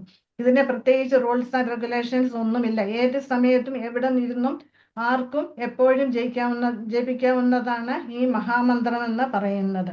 ഇത് നമുക്ക് തന്നതാരാണ്? സ്വയം ശ്രീകൃഷ്ണ ഭഗവാൻ തന്നെ ശ്രീ ചൈതന്യ മഹാപ്രഭുവായിട്ട് ഏകദേശം 538 വർഷങ്ങൾക്ക് മുൻപ് ബംഗാളിൽ അവതരിച്ചിരുന്നു. ശ്രീ ചൈതന്യ മഹാപ്രഭുവാണ് നമ്മൾക്ക് ഗോലോകത്തിലെ മന്ത്രമായിട്ടുള്ള, അതായത് താരക മന്ത്രമായിട്ടുള്ള ഹരേ കൃഷ്ണ മഹാമന്ത്രം നമുക്ക് തന്നത്. അപ്പൊ ഈ മഹാമന്ത്രം ഭവരോഗങ്ങൾക്കുള്ള ഔഷധിയാണ്. വേറെ യാതൊന്നും വേണ്ട നമുക്ക് ഈ ഭവസാഗരം തരണം ചെയ്യാനായിട്ട്. അപ്പം എല്ലാവരും കൃഷ്ണാവബോധത്തിൽ വന്ന് ഭഗവാന്റെ ഭക്തിയുടെ സേവനം ചെയ്തും തിരുനാമം ജപിച്ചും നമ്മളുടെ ഈ ജന്മം സഫലമാക്കണം. അതിനു വേണ്ടിയിട്ടാണ് ഭഗവാൻ നമുക്ക് ഈ മന്ത്രം ഉപദേശിച്ചു തന്നത്. വേറെ യാതൊന്നുകൊണ്ടും കലിയിലെ ആക്രമണത്തിൽ നിന്ന് രക്ഷപ്പെടാൻ നമുക്ക് സാധിക്കില്ല. ഹരേ കൃഷ്ണ. ഇനി അടുത്ത ശ്ലോകം. ദൈവമേവ പരേ യജ്ഞം യോഗിന പര്യുപാസതേ, ബ്രഹ്മാജ്ഞാവ പരേ യജ്ഞം യജ്ഞേനൈവോപജുഹ്വതി. വിവർത്തനം. ചില യോഗികൾ വിവിധ യജ്ഞങ്ങളാൽ ദേവന്മാരെ യഥാവിധി ആരാധിക്കുന്നു. മറ്റു ചിലർ പരബ്രഹ്മ തേജസ്സിൽ യജ്ഞങ്ങള് അർപ്പിക്കുന്നു. അപ്പം നമ്മൾ എന്ത് കർമ്മവും ഭഗവാന് വേണ്ടി ചെയ്തു കഴിഞ്ഞാൽ അത് ശുദ്ധമാകുകയാണ് ചെയ്യുക. പക്ഷെ എല്ലാവരും അത് ചെയ്യാൻ തയ്യാറാവുന്നുണ്ടോ? ഇല്ല. അപ്പം ഭഗവാനെ പൂജിക്കുന്നു ചിലര് മറ്റ് ദേവീദേവന്മാരെ ആരാധിക്കുന്നു. പക്ഷെ എല്ലാ യജ്ഞങ്ങളുടെയും ഭോക്താവ് ആരാണ്? ശ്രീകൃഷ്ണ ഭഗവാൻ തന്നെയാണ്. ദേവീദേവന്മാർ എന്ന് പറയുന്നത് ആരാണ്? ഭഗവാന്റെ സേവകരാണ് അവര്, അല്ലേ? ഭഗവാന് സേവനം ചെയ്യുകയാണ് അവര് ചെയ്യുന്നത്. അങ്ങനെയുള്ളവരുടെ അടുക്കൽ പോയിട്ട് നമ്മൾ നമ്മളുടെ ആഗ്രഹങ്ങൾ പറഞ്ഞു കഴിഞ്ഞാൽ അവർക്ക് ഭഗവാന്റെ അനുമതി കൂടാതെ നമ്മൾക്കത് തരാൻ അവർക്ക് അനുവാദമില്ല. അത് തന്നെയുമല്ല, അവർ നമ്മളുടെ ആഗ്രഹ പൂർത്തീകരണം നടത്തിയാൽ നമുക്ക് ഈ ഭൗതികമായിട്ടുള്ള ഐശ്വര്യങ്ങൾ കിട്ടുമെന്നല്ലാതെ ഭഗവത് പ്രാപ്തി കൈവരിക്കാൻ സാധിക്കില്ല. ഭഗവത് പ്രാപ്തി, അതായത് ജനന മരണമാകുന്ന ചക്രത്തിന് ഒരു വിരാമം ഇടണമെങ്കിൽ നമ്മൾ ശ്രീകൃഷ്ണ ഭഗവാനെ ആശ്രയിച്ചെങ്കിൽ മാത്രമേ സാധിക്കുള്ളൂ. വേറെ ആരെ ആശ്രയിച്ചുകൊണ്ടും ഇത് സാധിക്കില്ല. കലിയുഗത്തിലെ നാമസങ്കീർത്തനത്തിനാണ്, മുമ്പേ മാതാജി പറഞ്ഞ മാതിരി കലിയുഗത്തിലെ നാമസങ്കീർത്തനത്തിനാണ് പ്രാധാന്യം. യജ്ഞങ്ങളോ യാഗങ്ങളോ ഇതൊന്നും ചെയ്തിട്ട് നമുക്ക് നമ്മളുടെ പാപം കളയാം എന്നുള്ളതല്ലാണ്ട് ഭഗവത് പ്രാപ്തി കൈവരിക്കാനേ സാധിക്കില്ല. അപ്പൊ ശ്രീമദ് ഭാഗവതത്തിന്റെ ലാസ്റ്റ് ശ്ലോകത്തിലും നാമസങ്കീർത്തനത്തിന്റെ മഹത്വത്തെ കുറിച്ചിട്ടാണ് പ്രസ്താവിക്കുന്നത്. ഇനി ശ്ലോകം 26. ശ്രോത്രാദീനിന്ദ്രിയാണ്യന്യേ സംയമാഗ്നിഷു ജുഹതി, ശബ്ദാദീൻ വിഷയാനന്യ ഇന്ദ്രിയാഗ്നിഷു ജുഹതി. ഇവിടെ ജുഹതി ജുഹതി എന്ന് ആവർത്തിക്കുന്നുണ്ട്. അതിന്റെ അർത്ഥം എന്താണ്? യജ്ഞാഗ്നിയില് ഹോമിക്കുക, അതില് സമർപ്പിക്കുക എന്നുള്ളതാണ്. എന്തിനെയാണ് ഹോമിക്കുന്നത്? അതായത് നമ്മളുടെ മനസ്സ്, ബുദ്ധി, ഇന്ദ്രിയങ്ങൾ ഇവയെല്ലാം നമ്മൾ യജ്ഞം ആകുന്ന അഗ്നിയില് ഹോമിക്കുകയാണ് ചെയ്യുന്നത്. വിവർത്തനം. ചിലർ, അതായത് കറകളഞ്ഞ ബ്രഹ്മചാരികൾ ആത്മസംയമനമാകുന്ന അഗ്നിയിൽ ശ്രവണ പ്രക്രിയകളെയും ഇന്ദ്രിയങ്ങളെയും ഹോമിക്കുന്നു. മറ്റു ചിലർ, അതായത് ആത്മനിയന്ത്രണം കൈവരിച്ച ഗൃഹസ്ഥർ ഇന്ദ്രിയ വിഷയങ്ങളെ ഇന്ദ്രിയമാകുന്ന അഗ്നിയില് ഹോമിക്കുന്നു. ഇവിടെ ഭഗവാന്റെ വർണ്ണാശ്രമ ധർമ്മങ്ങളെ അടിസ്ഥാനമാക്കിയിട്ടാണ് പറയുന്നത്. 4 വർണ്ണങ്ങള്, 4 ആശ്രമങ്ങൾ. ഇവ എന്തിനു വേണ്ടിയിട്ടാണ് ഭഗവാൻ കൊണ്ടുവന്നത്? സമൂഹത്തിൽ അച്ചടക്കം ഉണ്ടാക്കാനായിട്ട്, ഇല്ലേ? സമൂഹ അച്ചടക്കം ഉള്ളതായാല് ഓരോ വർണ്ണത്തിൽപ്പെട്ടവരും ആശ്രമത്തിൽപ്പെട്ടവരും അവരവരുടെ ധർമ്മങ്ങൾ ശരിയായ രീതിയിൽ അനുഷ്ഠിക്കുകയാണെങ്കിൽ സമൂഹം അച്ചടക്കം ഉള്ളതാകുന്നു. അങ്ങനെയാണെങ്കിൽ നാട് നന്നാവും, രാജ്യവും നന്നാവും. അങ്ങനെയാവുമ്പോൾ ജനങ്ങൾക്ക് ആത്മീയ കാര്യങ്ങളിൽ അതിനുവേണ്ടി സമയം ചെലവഴിക്കാനും അവർക്ക് സാധിക്കുന്നു. അപ്പം ഇവിടെ ബ്രഹ്മചാരികളെ കുറിച്ച് പറയുന്നുണ്ട്. ബ്രഹ്മചാരികൾ ഒരു ആധ്യാത്മിക ഗുരുവിന്റെ കീഴിലെ ഭഗവാന്റെ നാമരൂപ ഗുണലീലകളെ കുറിച്ചിട്ട് അവര് പഠിക്കുകയും അതവര് ഭഗവാനെ ഗ്ലോറിഫൈ ചെയ്യുകയും ചെയ്യുന്നു. അതേസമയം ഗൃഹസ്ഥരാണെങ്കിലോ, ഭക്തിയുടെ സേവന പാതയിലുള്ള ഗൃഹസ്ഥരാണെങ്കിൽ എന്താ ചെയ്യുന്നത്? അവര് ആ ഗാർഹികമായിട്ടുള്ള ഉത്തരവാദിത്തങ്ങൾ നിറവേറ്റുന്നതിനോടൊപ്പം ഭഗവാന്റെ ഭക്തിയുടെ സേവന പാതയിൽ വന്ന് ഭഗവാന്റെ ഭക്തിയുടെ സേവനം ചെയ്യാനും അവര് സമയം കണ്ടെത്തുകയാണ് ചെയ്യുന്നത്. അവര് ഒരേ സമയം ഗൃഹസ്ഥാശ്രമവും അതുപോലെ തന്നെ ഭക്തിയുടെ സേവന മാർഗവും പാരലായിട്ട് കൊണ്ടുപോവുകയാണ് ചെയ്യുന്നത്. അടുത്തത് 27ാമത്തെ ശ്ലോകം. സർവാണീന്ദ്രിയ കർമാണി പ്രാണകർമാണി ചാപരേ ആത്മസംയമ യോഗാഗ്നൗ ജുഹ്വതി ജ്ഞാനദീപിതേ. വിവർത്തനം. ആത്മസാക്ഷാത്കാരം നേടുന്നതിൽ തൽപരരായ മറ്റു ചിലർ ഇന്ദ്രിയങ്ങളുടെയും മനസ്സിന്റെയും നിയന്ത്രണത്തിലൂടെ എല്ലാ ഇന്ദ്രിയ പ്രവർത്തനങ്ങളെയും പ്രാണപ്രവർത്തനങ്ങളെയും നിയന്ത്രിതമായ മനസ്സാകുന്ന അഗ്നിയില് ഹോമിക്കുന്നു. അപ്പൊ ഇവിടെ നമ്മൾ എന്താണ് മനസ്സിലാക്കേണ്ടത്? നമ്മൾ ശരീരമല്ല ആത്മാവാണ് എന്ന് നമ്മൾ മനസ്സിനെ ഊട്ടി ഉറപ്പിക്കണം. അപ്പം ഇങ്ങനെയുള്ള ജ്ഞാനം നേടാനായിട്ട് പലരും പല മാർഗങ്ങളെ അവലംബിക്കുന്നുണ്ട്. ചിലര് ധ്യാന മാർഗം, അഷ്ടാംഗയോഗം, അതുപോലെ തന്നെ കഠിനമേറിയ യോഗ പരിശീലനങ്ങള് ഇതിലൊക്കെ കൂടി പോകുന്നുണ്ട്. പക്ഷെ ഇതുകൊണ്ടൊന്നും നമുക്കിത് അത്ര വേഗം നമുക്കിത് മനസ്സിലാക്കാനേ സാധിക്കില്ല. കാരണം നമ്മളുടെ ബുദ്ധിയെയും മനസ്സിനെയും ഇന്ദ്രിയങ്ങളെയും നമ്മളെ ഏകാഗ്രമാക്കണമെന്നുണ്ടെങ്കിൽ നമ്മൾ നന്നേ കഷ്ടപ്പെടേണ്ടി വരും. നമുക്കറിയാം, ശ്രീമദ് ഭാഗവതത്തില് ധാരാളം മഹർഷിമാരുടെ കാര്യങ്ങൾ പറയുന്നുണ്ട് ഇല്ലേ? അവര് 60,000-70,000 വർഷം തപസ് ചെയ്ത് നേടിയ തപശക്തി അവരുടെ ആ ഇന്ദ്രിയ വിഷയങ്ങളെ നിയന്ത്രിക്കാനുള്ള കഴിവില്ലായ്മ മൂലം പെട്ടെന്ന് തന്നെ അവര് ആ മനസ്സിന് ദുർബലനായിട്ട് അടിമപ്പെട്ട് അവരുടെ ആ തപശക്തി മുഴുവൻ നശിച്ചു പോകുന്നതായിട്ട് നമ്മൾ കാണാറുണ്ട് ഇല്ലേ? വിശ്വാമിത്ര മഹർഷിയൊക്കെ നമുക്ക് ഉദാഹരണമായിട്ട് പറയാൻ സാധിക്കും. ഇപ്പൊ ഉദാഹരണം പറഞ്ഞാൽ നമ്മൾ വയലിൽ കൃഷി ചെയ്യുമ്പോൾ ആ വെള്ളം തടഞ്ഞു നിർത്തും ഇല്ലേ? 4 വശവും തടയണ കെട്ടി വെള്ളത്തെ തടഞ്ഞു നിർത്തും. ഇടയ്ക്ക് ഏതെങ്കിലും കാരണവശാൽ വരുമ്പ് മുറിഞ്ഞു പോയാൽ എന്താ സംഭവിക്കുക? വെള്ളം മുഴുവൻ ഒലിച്ചു പോകും. ഇതുപോലെയാണ് ഈ പ്രാണായാമം, അഷ്ടാംഗയോഗം, ധ്യാനയോഗം, അതുപോലെ തന്നെ മറ്റ് തപശ്ചര്യകളൊക്കെ, കഠിനമായിട്ടുള്ള വ്രതങ്ങളൊക്കെ അനുഷ്ഠിച്ച് നേടിയ തപശക്തിയൊക്കെ ഒരു നിമിഷം കൊണ്ട് ഇല്ലാതാവുകയാണ് ചെയ്യുന്നത്. പക്ഷെ ഇങ്ങനെയുള്ള ബുദ്ധിമുട്ടുകളൊന്നും കൃഷ്ണാവബോധത്തിൽ വന്ന് ഭക്തിയുടെ സേവന പാതയിൽ മുന്നോട്ട് പോകുമ്പോൾ നമ്മൾക്ക് നേരിടേണ്ടി വരില്ല. കാരണം എന്താണ്? നമ്മൾ മനസ്സിനെയും ബുദ്ധിയെയും ഇന്ദ്രിയങ്ങളെയൊക്കെ നിയന്ത്രിക്കാനായിട്ട് നമ്മൾ പ്രത്യേകിച്ച് കഠിനമായിട്ട് കഷ്ടപ്പെടേണ്ട ആവശ്യമില്ല. കാരണം നമ്മൾ ഭഗവാന്റെ ഭക്തിയുടെ സേവന പാതയിൽ മുന്നോട്ട് പോകും തോറും നമ്മൾ അറിയാതെ തന്നെ ഓട്ടോമാറ്റിക്കായിട്ട് നമ്മളുടെ മനസ്സ്, ബുദ്ധി, ഇന്ദ്രിയങ്ങളൊക്കെ നമ്മളുടെ നിയന്ത്രണത്തിൽ കൊണ്ടുവരാന് ഈ ഭഗവാന്റെ ഭക്തിയുടെ സേവനം നമ്മെ സഹായിക്കുന്നുണ്ട്. അടുത്തത് ദ്രവ്യയജ്ഞാസ്തപോയജ്ഞ യോഗയജ്ഞാസ്തഥാപരേ സ്വാധ്യായ ജ്ഞാനയജ്ഞാശ്ച യതയ സംശയവൃതാഃ. ഈ ശ്ലോകത്തിലെ 28ാമത്തെ ശ്ലോകത്തില് കൃഷ്ണാവബോധത്തിന്റെ മഹത്വത്തെ കുറിച്ചിട്ടാണ് ഇവിടെ പറയുന്നത്. വിവർത്തനം. സ്വയം പ്രതിജ്ഞാബദ്ധരായി ചിലർ തങ്ങൾക്കുള്ളതെല്ലാം ത്യജിച്ച് ബോധദീപ്തരാകുന്നു. മറ്റു ചിലർ കഠിനമായ തപശ്ചര്യകൾ അനുഷ്ഠിച്ചും അഷ്ടാംഗയോഗ പരിശീലനത്താലും അതീന്ദ്രിയ ജ്ഞാന പുരോഗതിക്കായുള്ള വേദാധ്യയനത്താലും ഈ അവസ്ഥ കൈവരിക്കുന്നു. പലരും പലതരത്തിലാണ് അല്ലെ? ചിലര് ദാനം ചെയ്യും, തങ്ങൾക്കുള്ളതൊക്കെ മറ്റുള്ളവർക്ക് ദാനം ചെയ്യും. ചിലരാണെങ്കിലോ പിന്നെ സൗജന്യമായിട്ട് വിദ്യാഭ്യാസം, അതുപോലെ തന്നെ സൗജന്യമായിട്ട് ചികിത്സകള്. ചിലര് തീർത്ഥയാത്ര നടത്തും ഇല്ലേ? ചിലര് കഠിന വ്രതങ്ങൾ അനുഷ്ഠിക്കും. പക്ഷെ ഇതൊക്കെ എന്തിനു വേണ്ടിയിട്ടാണ്? ഇതുകൊണ്ട് എന്താണ് ഗുണം കിട്ടുക? നമുക്ക് ഭൗതികമായിട്ടുള്ള നേട്ടങ്ങൾ കൈവരിക്കാൻ സാധിക്കും, അത്രേ ഉള്ളൂ ഇതുകൊണ്ടൊക്കെയുള്ള ഗുണം എന്ന് പറയുന്നത്. പക്ഷെ കൃഷ്ണാവബോധം എന്ന് പറയുന്നത് ഇതിൽ നിന്നെല്ലാം വ്യത്യസ്തമാണ്. നമ്മൾ കൃഷ്ണാവബോധത്തിൽ വന്നു കഴിഞ്ഞാൽ ഞാൻ മുമ്പേ പറഞ്ഞ പോലെ നമുക്ക് ഇങ്ങനെയുള്ളതൊന്നും ചെയ്യേണ്ട കാര്യമില്ല. ഭഗവാന്റെ തിരുനാമം ജപിച്ചും ഭക്തരോടൊപ്പം ഇരുന്ന് സങ്കീർത്തനത്തിൽ പങ്കെടുക്കുകയും ഭഗവത്ഗീത, ഭാഗവതം മുതലായവ ക്ലാസ്സുകളിൽ പങ്കെടുത്തും ഭഗവാനെ കുറിച്ച് കേട്ടും നമുക്ക് നമ്മളുടെ ഉള്ള ശുദ്ധമാക്കാൻ നമുക്ക് സാധിക്കുന്നു. അത് തന്നെയുമല്ല, ഭഗവാന്റെ പ്രസാദം ഭക്ഷിച്ച് നമ്മളുടെ പാപങ്ങളൊക്കെ ഇല്ലാതായി നമ്മളുടെ അവബോധത്തെ ശുദ്ധമാക്കാനും എപ്പോഴും എപ്പോഴും ഭഗവത് സ്മരണ നിലനിർത്താനും നമുക്ക് സാധിക്കുന്നുണ്ട്. അടുത്തത് ശ്ലോകം 29. അപാനേ ജുഹതി പ്രാണം പ്രാണാപാനം തഥാപരേ പ്രാണാപാനഗതിരുദ്ധ്വാ പ്രാണായാമപരായണാഃ അപരേ നിയതാഹാര പ്രാണാൻ പ്രാണേഷു ജുഹതി. വിവർത്തനം: ശ്വാസചലനത്തെ ഉച്ഛ്വാസത്തിലും ഉച്ഛ്വാസചലനത്തെ ശ്വാസത്തിലും അർപ്പിച്ചുകൊണ്ട് ശ്വാസനിരോധം ചെയ്ത് സമാധിയിൽ വർത്തിക്കുവാൻ താല്പര്യമുള്ള മറ്റു ചിലരുണ്ട്. ഇപ്രകാരം അവർ ശ്വാസത്തെ പൂർണ്ണമായി നിർത്തി അവസാനം സമാധിസ്ഥരാകുന്നു. മറ്റു ചിലർ ആഹാര നിരോധത്താൽ ഉച്ഛ്വാസത്തെ അതിൽ തന്നെ ഹോമിക്കുന്നു. ഇവിടെ പ്രാണായാമത്തിന്റെ പാതയിലൂടെ മുന്നോട്ട് പോകുന്ന യോഗികളെ കുറിച്ചിട്ടാണ് ഇവിടെ പറയുന്നത്. അപ്പൊ പ്രാണായാമത്തിൽ എന്താ ചെയ്യുക? നമ്മൾ ശ്വാസത്തെ നിയന്ത്രിക്കുകയാണ് ചെയ്യുന്നത്.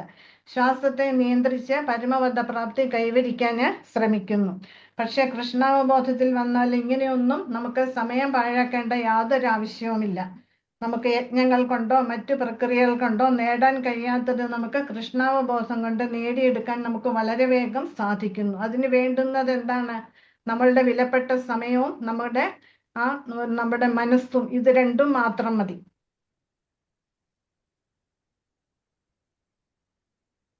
ഇവിടെ പറയുന്നുണ്ട്, ഭഗവാന്റെ സേവനത്തിൽ ഏർപ്പെട്ടിരിക്കുന്ന ഒരാളുടെ ഇന്ദ്രിയങ്ങൾക്ക് മറ്റു കർമ്മങ്ങളിൽ ചെന്നുപെടാനാവില്ല. അങ്ങനെ അത് തന്നെയുമല്ല, ജീവിത അവസാനത്തിൽ ഭഗവാന്റെ അതീന്ദ്രിയ തലത്തിൽ സ്വാഭാവികമായിട്ട് എത്തിച്ചേരാൻ ഈ കൃഷ്ണാവബോധം കൊണ്ട് സാധിക്കുകയും ചെയ്യുന്നു എന്ന് പറയുന്നുണ്ട്. ഇനി അടുത്തത് 30-ാമത്തെ ശ്ലോകം. സർവേ അപ്രിയതേ യജ്ഞവിദോ യജ്ഞക്ഷപിത കൽമഷാഃ യജ്ഞശിഷ്ടാമൃതഭുജോ യാന്തി ബ്രഹ്മ സനാതനം. വിവർത്തനം: യജ്ഞോദ്ദേശം ഗ്രഹിച്ചവരും യജ്ഞത്താൽ പാപപ്രതികരണങ്ങൾ നീങ്ങിയവരുമാണ് ഈ യോഗികളെല്ലാം. യജ്ഞഫലങ്ങളുടെ അമൃതം നുകർന്ന അവർ പരമമായ സനാതന വ്യോമത്തിലേക്ക് മുന്നേറുന്നു. അപ്പം നമ്മൾ കണ്ടു, പലതരത്തിലുള്ള ധ്യാനങ്ങളോ യോഗം പരിശീലനങ്ങളോ ഒന്നും നേടിയിട്ട് യാതൊരു കാര്യവുമില്ല. അപ്പൊ ഇവിടെ ഈ ശ്ലോകത്തിൽ പറയുന്നത് എന്താണ്? യജ്ഞങ്ങൾ കൊണ്ടുള്ള പ്രയോജനം എന്താണ് എന്നാണ് ഇവിടെ ഭഗവാൻ വ്യക്തമായിട്ട് അർജുനനോട് പറഞ്ഞു കൊടുക്കുന്നത്. യജ്ഞങ്ങൾ ചെയ്താൽ നമുക്ക് എന്താണ് ഗുണം കിട്ടുക? നമ്മളുടെ ഭൗതികമായിട്ടുള്ള പാപപ്രതികരണങ്ങളിൽ നിന്ന് മുക്തരാവാന് നമുക്ക് സാധിക്കുന്നു. അതായത് നമ്മള് ഇതിന് ശേഷം അങ്ങനെ മുക്തരായി കഴിഞ്ഞാൽ നമുക്ക് എന്താ സംഭവിക്കുക? ആ ബ്രഹ്മജ്യോതിസിലെ ഭഗവാന്റെ ബ്രഹ്മജ്യോതിസ് എന്ന് പറയുന്നത് എന്താണ്? ഭഗവാന്റെ ശരീരത്തിലെ തേജസ്, അത് മാത്രമാണ്. ആ ബ്രഹ്മജ്യോതിയില് ലയിക്കാനേ നമുക്ക് സാധിക്കുകയുള്ളൂ, ആ പ്രകാശത്തിൽ ലയിക്കുക. അതുകൊണ്ട് എന്തെങ്കിലും പ്രയോജനമുണ്ടോ? ഇല്ല. അവിടെ ഇരുന്ന് നമ്മൾ നേടിയ പുണ്യം ക്ഷയിച്ചു കഴിഞ്ഞാല് വീണ്ടും നമുക്ക് ഈ ഭൗതിക ലോകത്തിലേക്ക് തിരിച്ചു വരേണ്ടി വരും. അത് എപ്പോഴാണ് എങ്ങോട്ടേക്കാണ് വീഴുക എന്നുള്ളത് നമുക്ക് പറയാൻ പറ്റില്ല. ക്ഷീണേ പുണ്യേ മർത്യലോകം വിശന്തി. അങ്ങനെ വരുമ്പോൾ നമുക്ക് മനുഷ്യജന്മം കിട്ടുമെന്ന് യാതൊരു ഉറപ്പുമില്ല. പക്ഷി മൃഗാദികളായിട്ടോ അല്ലെങ്കിൽ വൃക്ഷലതാദികളായിട്ടോ ഒക്കെ ആവും നമുക്ക് ജനിക്കേണ്ടി വരിക. അതുകൊണ്ട് നമ്മൾ എന്താ ചെയ്യേണ്ടത്? നമുക്ക് ഈ കിട്ടിയ ജന്മം ഇത്രയും കഴിഞ്ഞു പോയി, പക്ഷെ ഇനിയുള്ള ആയുസ്സെങ്കിലും ഭഗവാന്റെ സേവനത്തിനായിട്ട് വിനിയോഗിക്കുക. അത് മാത്രമേ നമുക്ക് ഈ കലിയുടെ ആക്രമണത്തിൽ നിന്ന് അല്ലെങ്കിൽ ഭൗതികതയിൽ നിന്ന് രക്ഷപ്പെടാനുള്ള മാർഗമായിട്ട് നമുക്ക് കണക്കാക്കാൻ പറ്റുന്നതായിട്ടുള്ളൂ. അപ്പം നമ്മൾ എന്തുകൊണ്ടാണ് ഈ ബന്ധനത്തിൽ പെടുന്നത്? നമ്മളുടെ ഉള്ളിലുള്ള വാസനകൾ കൊണ്ടാണ്. അപ്പോൾ ആ വാസനകളെ ഇല്ലാതാക്കണമെങ്കിൽ ഭഗവാന്റെ തിരുനാമം ജപിക്കുകയും ഭഗവത്ഗീത, ഭാഗവതം മുതലായവ പഠിക്കുകയും അത് ഭക്തന്മാരോടൊപ്പം ഇരുന്ന് നമുക്കിതെല്ലാം കേൾക്കണം, ഭഗവാനെ കുറിച്ച് കേൾക്കണം. എങ്കിൽ മാത്രമേ നമുക്ക് നമ്മളുടെ ഉള്ളിലെ വാസനകളെ അല്പാൽപമായിട്ട് ഇല്ലാതാക്കാൻ നമുക്ക് സാധിക്കുകയുള്ളൂ. അങ്ങനെ നമുക്ക് ജന്മമൃത്യു ജരാവ്യാധിയാകുന്ന ചക്രത്തിൽപ്പെട്ട് ഉഴറേണ്ടിയും വരില്ല. അടുത്തത് ശ്ലോകം 31. ന്യായം ലോകോ അസ്തി യജ്ഞസ്യ കുതോ അന്യ കുരുസത്തമ. വിവർത്തനം: കുരുശ്രേഷ്ഠ, യജ്ഞമനുഷ്ഠിക്കാതെ ആർക്കും ഈ ലോകത്തിൽ തന്നെ സന്തുഷ്ടിയോടെ ജീവിക്കാനാവില്ല, പിന്നെയല്ലേ പരലോകത്തിൽ. അപ്പം ഈ ശ്ലോകത്തിൽ എന്താണ് ഭഗവാൻ പറയുന്നത്? ഇതിനു മുൻപുള്ള ശ്ലോകങ്ങളിലെ യജ്ഞം ചെയ്താൽ എന്താണ് നേട്ടമെന്ന് നമ്മൾ മനസ്സിലാക്കി. നമ്മളുടെ ഭൗതികമായിട്ടുള്ള പാപങ്ങളെല്ലാം ഇല്ലാതാകും. പക്ഷെ ഈ ശ്ലോകത്തിൽ എന്താ പറയുന്നത്? യജ്ഞം ചെയ്താതിരുന്നാൽ അങ്ങനെയുള്ളവർക്ക് എന്താണ് സംഭവിക്കുക? ഇവിടെ ഭഗവാൻ വ്യക്തമായിട്ട് പറയുന്നുണ്ട്, അങ്ങനെയുള്ളവർക്ക് ഇഹലോകത്തിലും പരലോകത്തിലും സുഖം കിട്ടില്ല.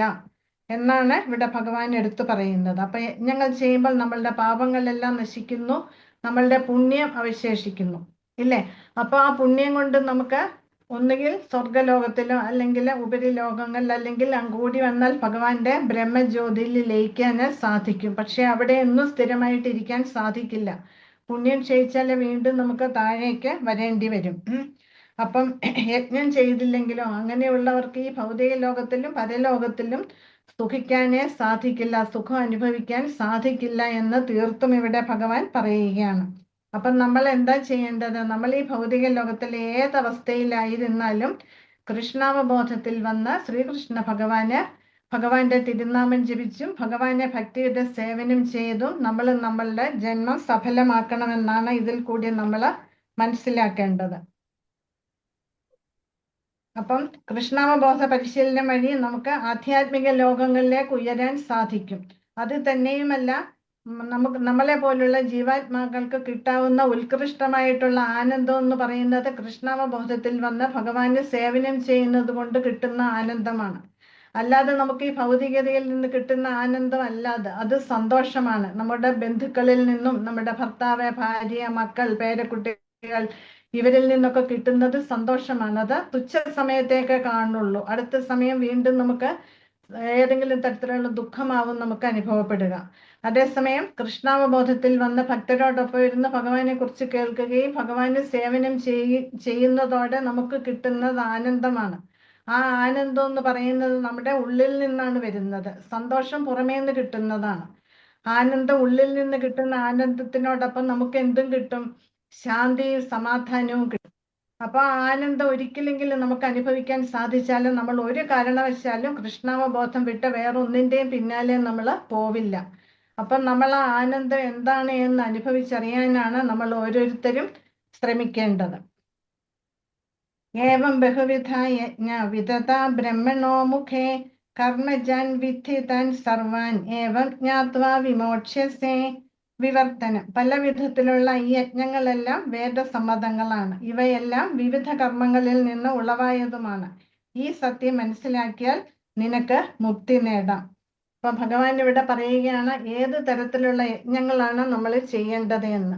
അപ്പൊ നമ്മളുടെ ഭൗതിക ശരീരത്തിന് നിന്നുള്ള മുക്തിയെ ലക്ഷ്യമാക്കിയുള്ള യജ്ഞങ്ങൾ വേണം നമ്മൾ ചെയ്യാനായിട്ട്. അതായത് ഭഗവാനെ മുൻനിർത്തി നമ്മൾ എന്ത് ചെയ്താലും ഭഗവാനെ മുൻനിർത്തി ഭഗവാനെ സന്തുഷ്ടനാകുന്ന തരത്തിലുള്ള പ്രവൃത്തികളിൽ നമ്മൾ ഏർപ്പെടണം. എങ്കിൽ മാത്രമേ നമുക്ക് ഭഗവത് പ്രാപ്തി കൈവരിക്കാൻ സാധിക്കുകയുള്ളൂ എന്ന് ഭഗവാൻ വ്യക്തമായിട്ട് ഇവിടെ അർജുനനോട് പറഞ്ഞു കൊടുക്കുകയാണ് ചെയ്യുന്നത്. അടുത്തത് 33.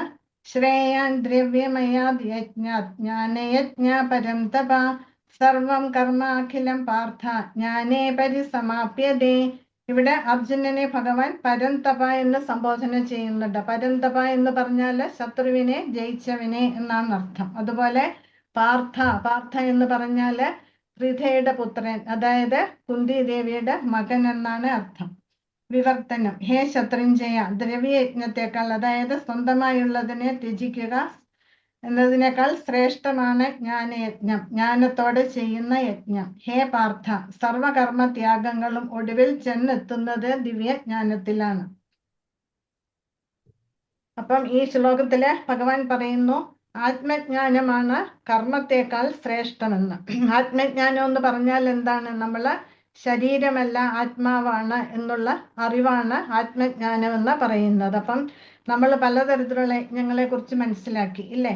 അതിനെക്കാട്ടിലൊക്കെ ശ്രേഷ്ഠമാണ് ജ്ഞാനയജ്ഞമെന്ന് പറയുന്നത്. അപ്പൊ യഥാർത്ഥ ജ്ഞാനം എന്താണ്? ശ്രീകൃഷ്ണ ഭഗവാനാണ് പരമദിവ്യോത്തമ പുരുഷൻ എന്നറിയുന്നതാണ് യഥാർത്ഥ ജ്ഞാനം എന്ന് പറയുന്നത്. അപ്പം നമ്മളുടെ കർത്തവ്യം എന്താണ്?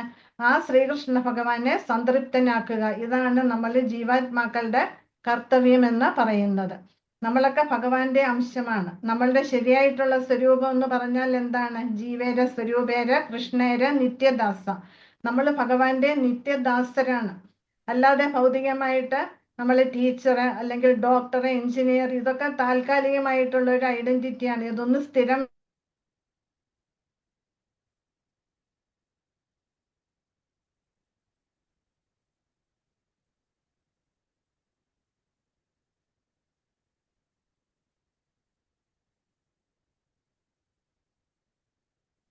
ഭഗവാന് ഭക്തിയുടെ സേവനം ചെയ്ത് നമ്മൾ ആ ഭഗവാന്റെ നിത്യദാസരാണ് എന്നുള്ള പദവി നമ്മൾ നിലനിർത്തുകയാണ് ചെയ്യേണ്ടത്. അത് ഇവിടെ പരിശീലിച്ചു കഴിഞ്ഞാൽ നമ്മൾ അതിൽ മുന്നോട്ട് പോയി കഴിഞ്ഞാൽ നമ്മളുടെ മരണശേഷവും ഭഗവാന് ഡയറക്റ്റ് ആയിട്ട് സേവനം ചെയ്ത് ഭഗവാനോടൊപ്പം നമുക്കും ആ ആനന്ദം അനുഭവിക്കാൻ നമുക്കും സാധിക്കും.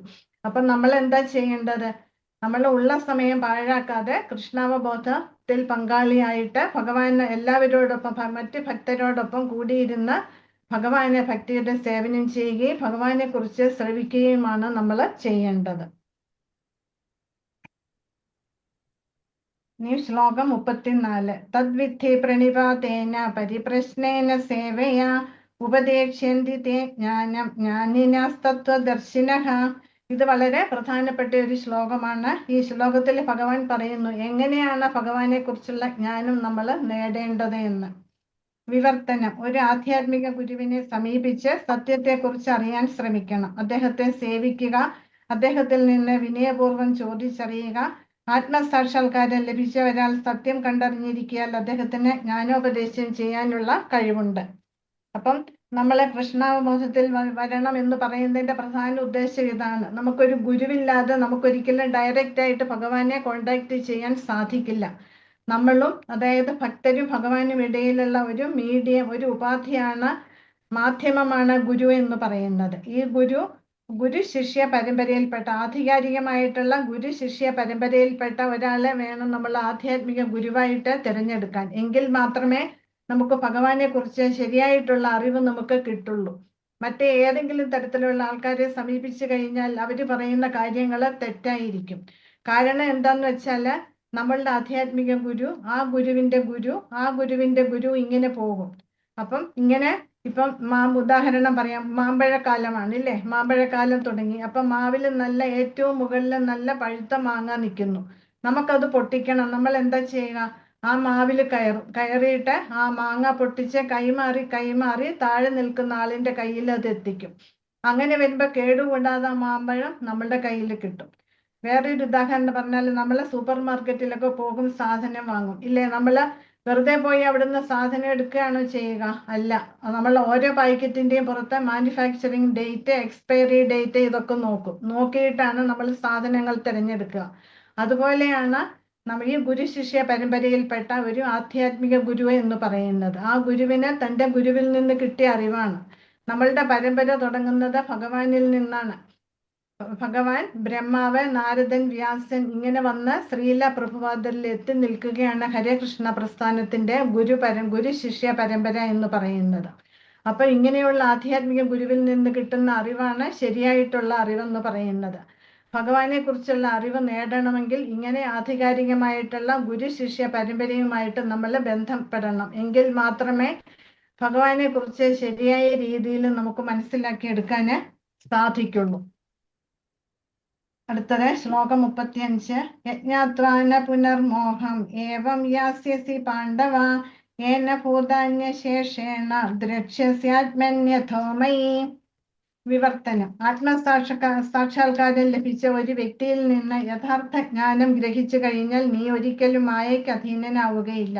സർവജീവികളും പരമപുരുഷന്റെ അംശങ്ങളാണെന്നും അവ എന്റേതാണെന്നും നിനക്ക് സ്പഷ്ടമാവും. അപ്പൊ ഇവിടെ ദിവ്യജ്ഞാനം, ഭഗവത് ജ്ഞാനം ലഭിച്ചു കഴിഞ്ഞാൽ എന്താണ് നമുക്ക് ഗുണമെന്നാണ് ഭഗവാൻ അർജുനനോട് പറയുന്നത്. എന്താണ് ഗുണം? ശരിയായ സ്രോതസ്സിൽ നിന്ന് ഭഗവാനെ കുറിച്ചുള്ള അറിവ് കിട്ടിക്കഴിഞ്ഞാൽ ആ വ്യക്തി ഒരിക്കലും, ആ ഭക്തൻ ഒരിക്കലും മായയ്ക്ക് അടിമപ്പെടുന്നില്ല. മായയ്ക്കൊരിക്കലും ആ ഭക്തനെ സ്വാധീനിക്കാൻ സാധിക്കില്ല. എന്താണ് മായ എന്ന് വെച്ചാൽ? മായ എന്ന് വെച്ചാൽ ഇല്യൂഷൻ, അതായത് ഇല്ലാത്തതിനെ ഉണ്ടെന്ന് നമ്മൾ സങ്കല്പിക്കുക. അതാണ് മായ എന്ന് പറയുന്നത്. നമ്മളൊക്കെ ഭഗവാന്റെ അംശമാണ് ഇല്ലേ? അംശത്തിന്റെ കടമ എന്താണ്? പൂർണ്ണതയെ സേവിക്കുക. പരിപൂർണനായിട്ടുള്ള ഭഗവാനെ സേവിക്കുകയാണ് നമ്മൾ ഓരോ ജീവാത്മാക്കളുടെയും ലക്ഷ്യമെന്ന് പറയുന്നത്. നമുക്ക് ഭഗവാനെ വിട്ട് ഈ ഭൗതിക ലോകത്തിൽ സ്വതന്ത്രമായിട്ട് നിലനിൽക്കാൻ നമുക്ക് സാധിക്കില്ല. നമ്മളൊക്കെ ഈ ഭൗതിക ലോകത്തിൽ വന്ന വ്യാമോഹത്തിന് അടിമപ്പെടുകയാണ് ചെയ്യുന്നത്. അതുകൊണ്ട് നമ്മൾക്ക് പലതരത്തിലുള്ള ക്ലേശങ്ങളും അനുഭവിക്കേണ്ടി വരുന്നു. പക്ഷെ ഇതിനെല്ലാത്തിനുമുള്ള ഒരു പരിഹാരമാണ് എന്ത്? കൃഷ്ണാവബോധ പ്രസ്ഥാനത്തിൽ വന്ന് ഭഗവാനെ ഭക്തിയുടെ സേവനം ചെയ്യുക എന്ന് പറയുന്നത്. അടുത്തത് 36-ാമത്തെ ശ്ലോകം. अपि चेदसि पापेभ्यः सर्वेभ्यः पापकृत्तमः സർവജ്ഞാനപ്ലവേനൈവ വ്യജിനം സന്തരിഷ്യസി. വിവർത്തനം. പാപികളിൽ വെച്ച് മഹാപാപിയാണെന്നിരിക്കലും അതീന്ദ്രിയ ജ്ഞാനമാകുന്ന തോണിയിൽ സ്ഥിതി ചെയ്യുമ്പോൾ നിനക്ക് ഈ ദുഃഖസമുദ്രം തരണം ചെയ്യാൻ സാധിക്കും.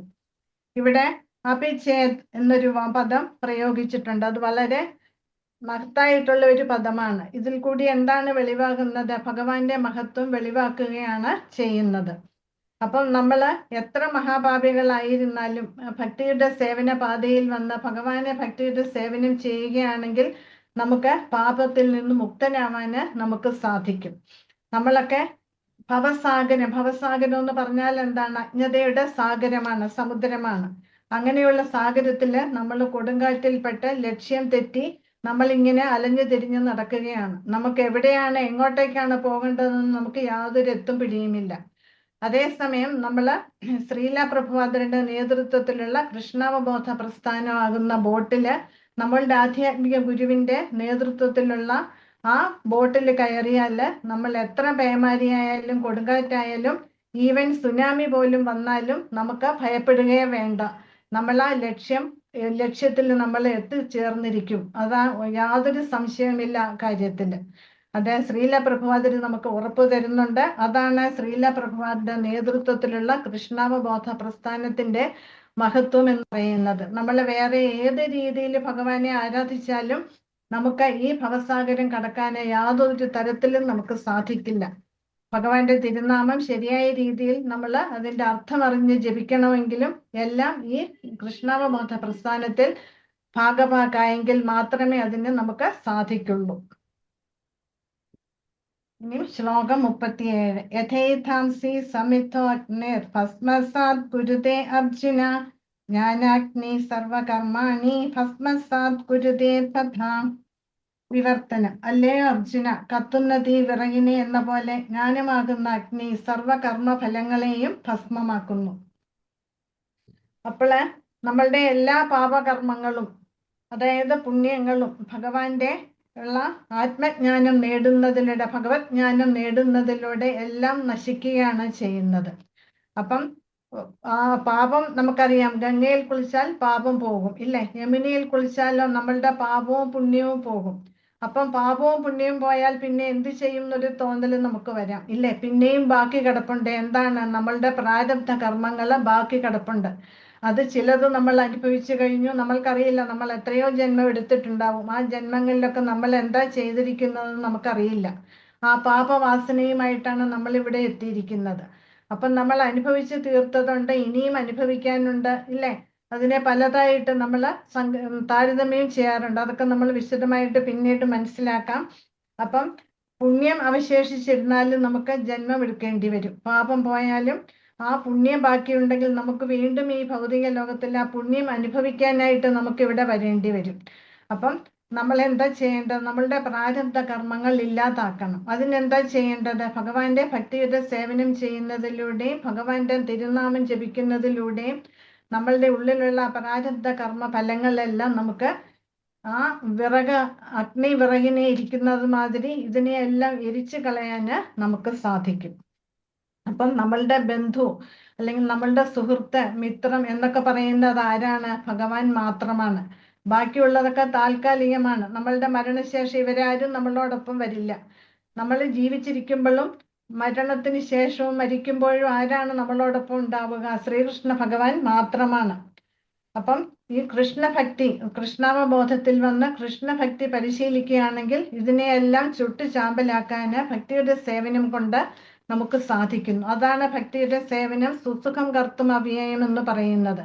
ഇത് വളരെ എളുപ്പമാണ് പരിശീലിക്കാൻ, യാതൊരു ബുദ്ധിമുട്ടുമില്ല. മുമ്പേ പറഞ്ഞ പോലെ നമുക്ക് വേണ്ടുന്നത് എന്താണ്? നമ്മളുടെ മനസ്സും വിലപ്പെട്ട സമയവും മാത്രം ഇതിനായിട്ട് ചിലവഴിച്ചാൽ മതി.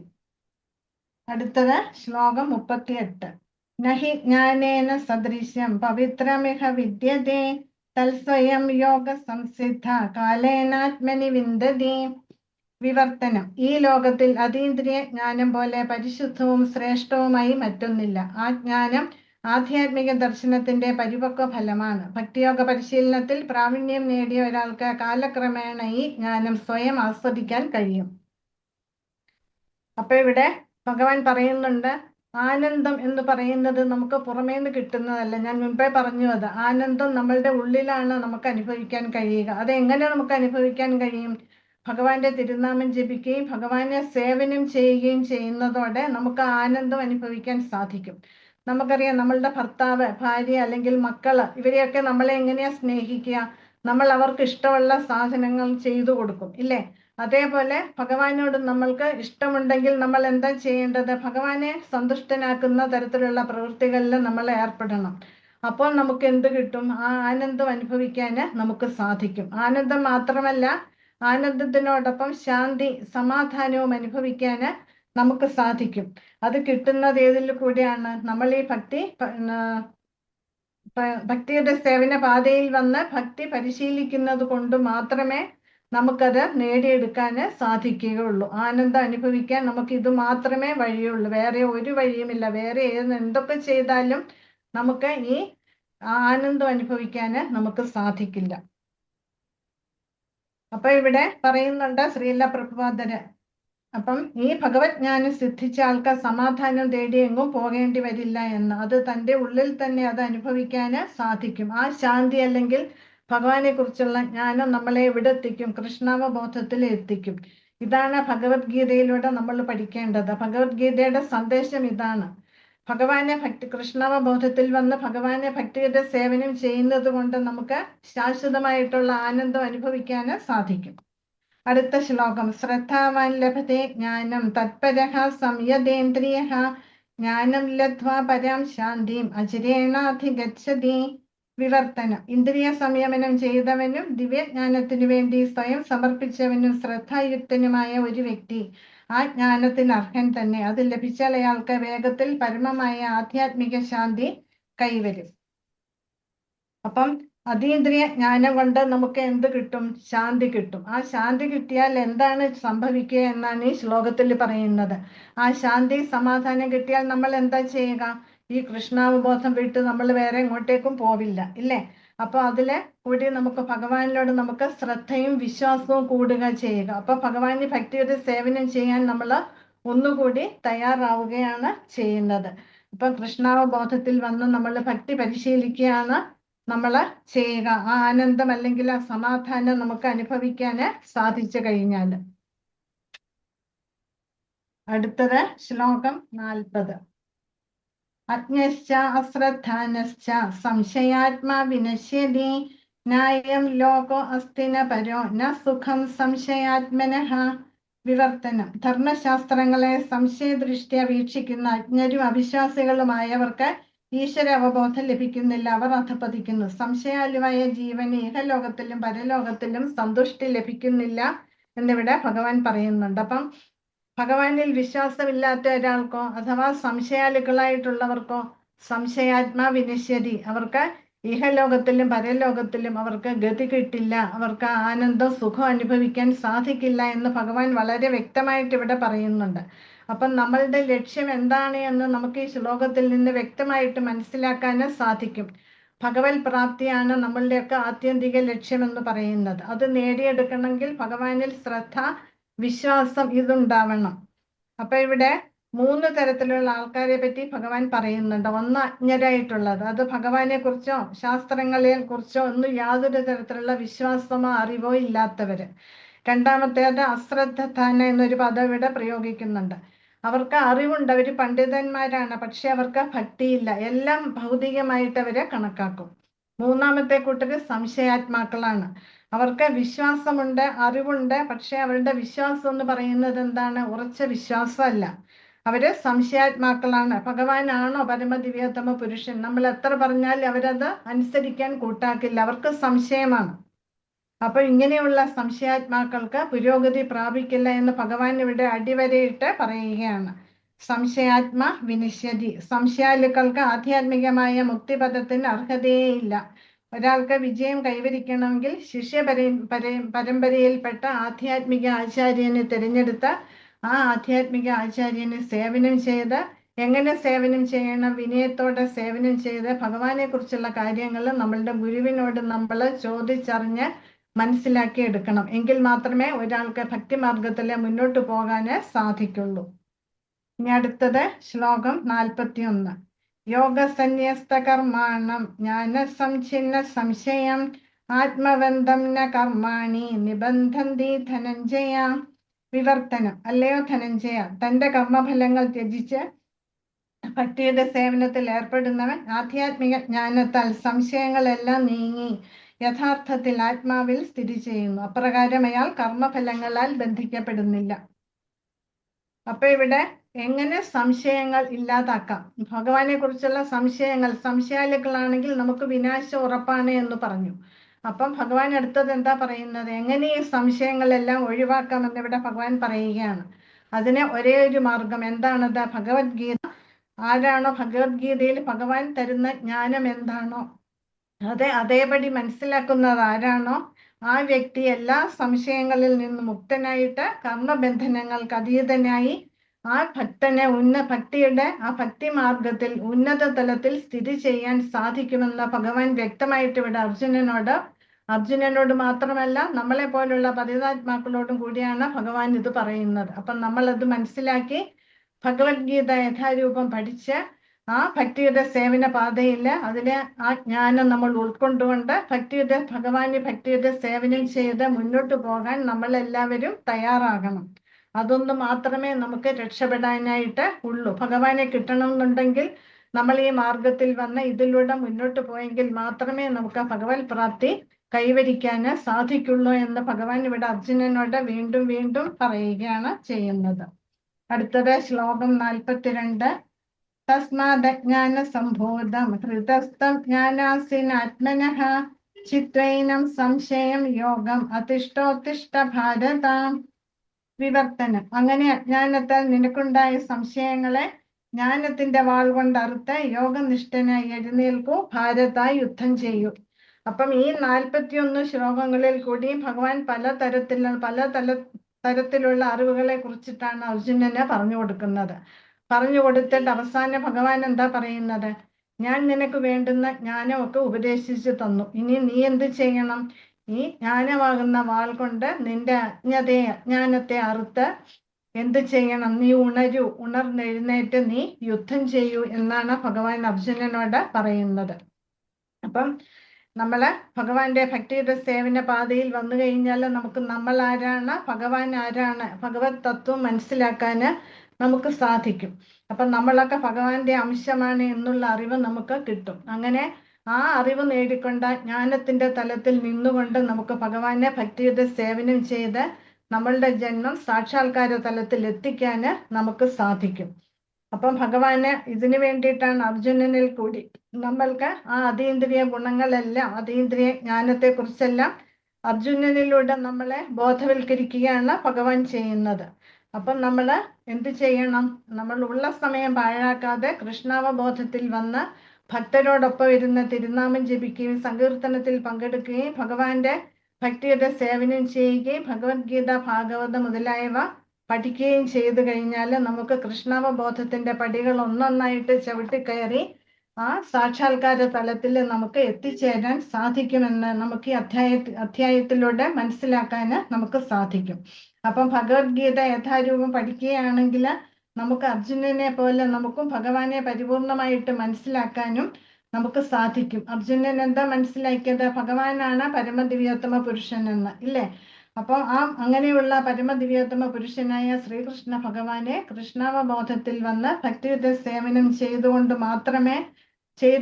മാത്രമേ നമുക്ക് ഈ ഭവസാഗരത്തിനപ്പുറം കടക്കാന് സാധിക്കുള്ളൂ. അപ്പൊ അതിനായിട്ട് ഉള്ള സമയം പാഴാക്കാതെ എല്ലാവരും കൃഷ്ണാവബോധ പ്രസ്ഥാനത്തിൽ പങ്കാളികളാകുമെന്ന് ആഗ്രഹിക്കുന്നു. ഹരേ Krishna.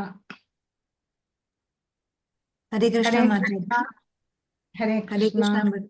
Hare Krishna. Thank you, Mataji. It was a wonderful class. Mataji, നമുക്കും ശ്രീകൃഷ്ണ ഭഗവാനെ സുഹൃത്താക്കി സേവനം ചെയ്ത് ശാന്തി, സമാധാനം, ആനന്ദം കൈവരിക്കാം. Thank you so much. It was a wonderful class. കുറേ ഇൻഫർമേഷൻ കിട്ടിയ പോലെ, വളരെ ചുരുക്ക സമയത്തിൽ കുറേ ഇൻഫർമേഷൻ കിട്ടിയ പോലെ, and it was a very wonderful class. So ആർക്കെങ്കിലും എന്തെങ്കിലും ചോദ്യങ്ങൾ ചോദിക്കുകയാണെങ്കിൽ ഇപ്പൊ ചോദിക്കാം.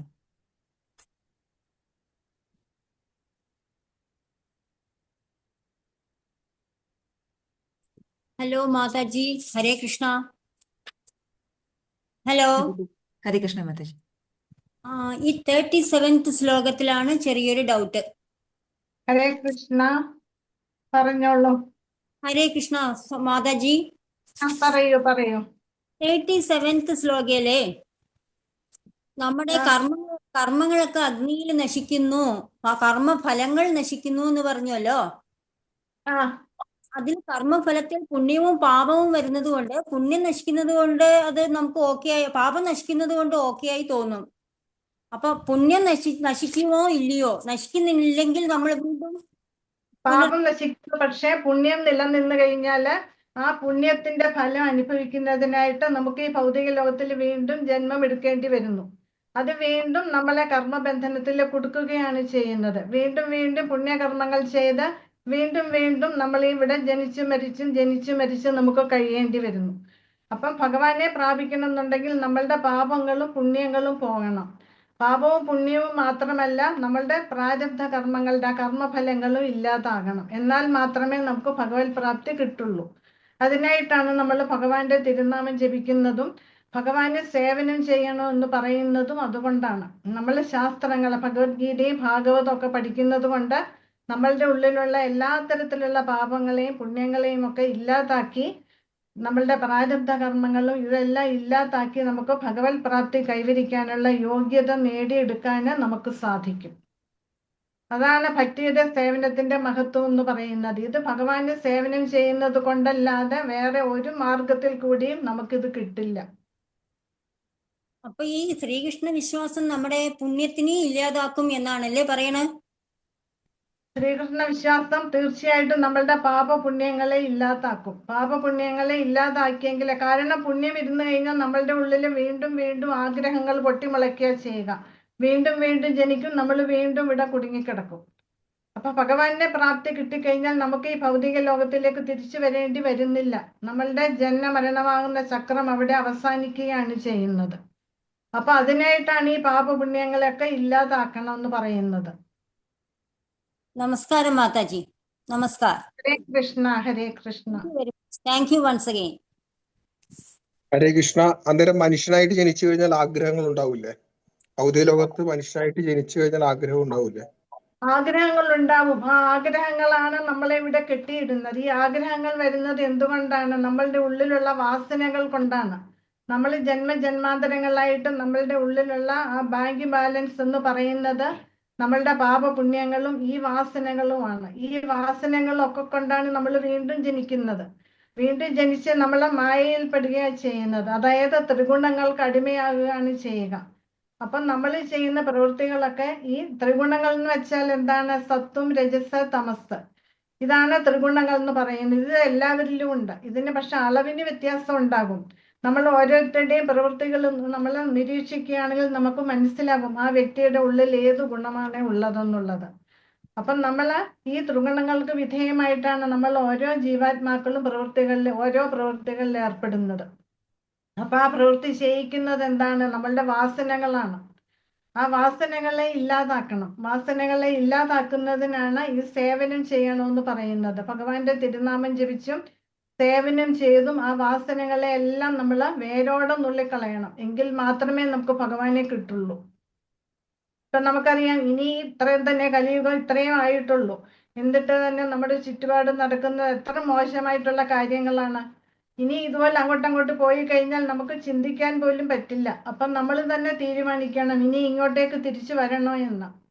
തിരിച്ചു വരണം എന്നാണെങ്കിൽ നമുക്ക് ഇമാതിരിയുള്ള പ്രവൃത്തികളിൽ മുഴുകി കഴിയാം. വരുന്നതൊക്കെ നമുക്ക് അനുഭവിക്കേണ്ടി വരും. ഇല്ലെന്നാണെങ്കിൽ ഈ ജന്മം കൊണ്ട് നമുക്ക് ഭഗവത് ധാമത്തിലേക്ക് തിരിച്ചെത്തണം എന്നാണെങ്കിൽ നമ്മൾ കൃഷ്ണാവബോധത്തിൽ വന്ന് ഭഗവാന്റെ ഭക്തി പരിശീലിച്ച് ഭഗവാന് സേവനം ചെയ്ത് നമ്മൾ മുന്നോട്ട് പോകണം.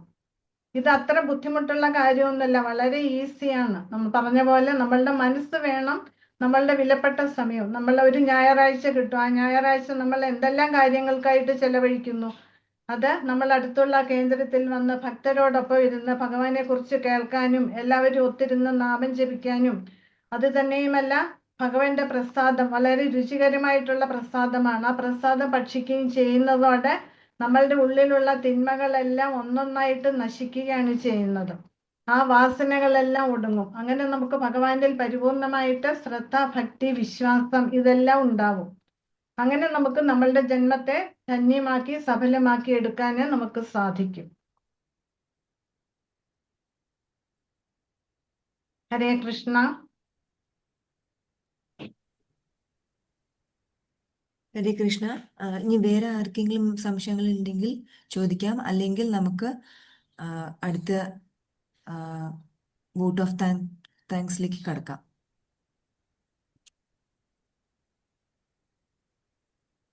അപ്പോൾ ഇന്ന് ശ്രീ കാന്താദേവി ദാസി മാതാജി പറഞ്ഞ പോലെ നമുക്കും ഭഗവത്ഗീത പഠിച്ച് ധൈര്യം കൈവരിക്കാം. അതേപോലെ രാധാശക്തി മാതാജി പറഞ്ഞ പോലെ നമുക്ക് ദിവസം ഹരിനാമ കീർത്തനം ചൊല്ലി നമുക്ക് എല്ലാ ദോഷങ്ങളും നീക്കാം. പിന്നെ പൂർണ്ണനന്ദിനി മാതാജി പറഞ്ഞ പോലെ ഭഗവാനെ എപ്പോഴും ഒരു സുഹൃത്തെ പോലെ നമുക്ക് ഭഗവാനെ കൂടെ തന്നെ നമുക്ക് ഓർത്ത് എപ്പോഴും ഓർത്തിരിക്കാം. പിന്നെ ഹരിനാമ കീർത്തനം എപ്പോഴും ചെല്ലാം. ഇനി നമുക്ക് അടുത്തതായി നരസിംഹ പ്രാർത്ഥന ചെല്ലാം.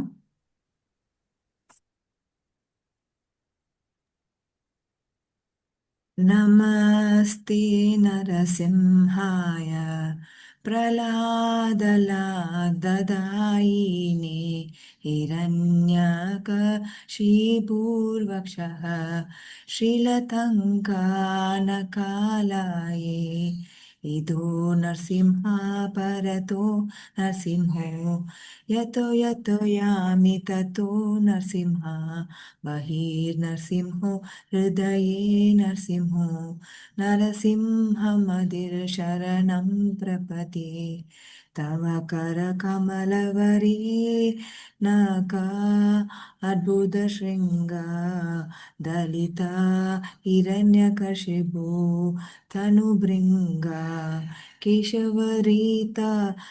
കേശവദീർത്ത നരഹരി രൂപ ജയ ജഗദീശ ഹരേ जय जगदीश हरे जय जगदीश हरे तव कर कमल वरीनका अद्भुत शृंगा दलिता हिरण्यकशिपु तनुभृंगा केशवदीर्ता नरहरि रूपा जय जगदीश हरे जय जगदीश हरे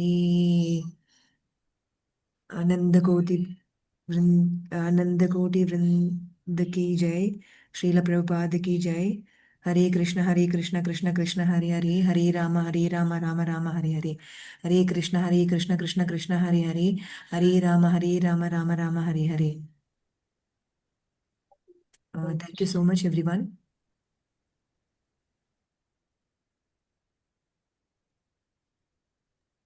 മാതാജി ക്ലാസ്സിന് എന്ത് ചെയ്യാമോ? ഹരേ കൃഷ്ണ ഹരേ കൃഷ്ണ. വാഞ്ചാകൽപതരുഭ്യശ്ച കൃപാ സിന്ധുഭ്യേവ ച പതിതാനാം പാവനേഭ്യോ വൈഷ്ണവേഭ്യോ നമോ നമഃ. അനന്തകോടി ആചാര്യവൃന്ദ കി ജയ്. ഗുരു മഹാരാജ് കി ജയ്. ശ്രീല പ്രഭുപാദ് കി ജയ്. അനന്തകോടി വൈഷ്ണവ വൃന്ദ കി ജയ്. ഹരേ കൃഷ്ണ. എല്ലാവർക്കും ഹരേ കൃഷ്ണ. ഹരേ കൃഷ്ണ.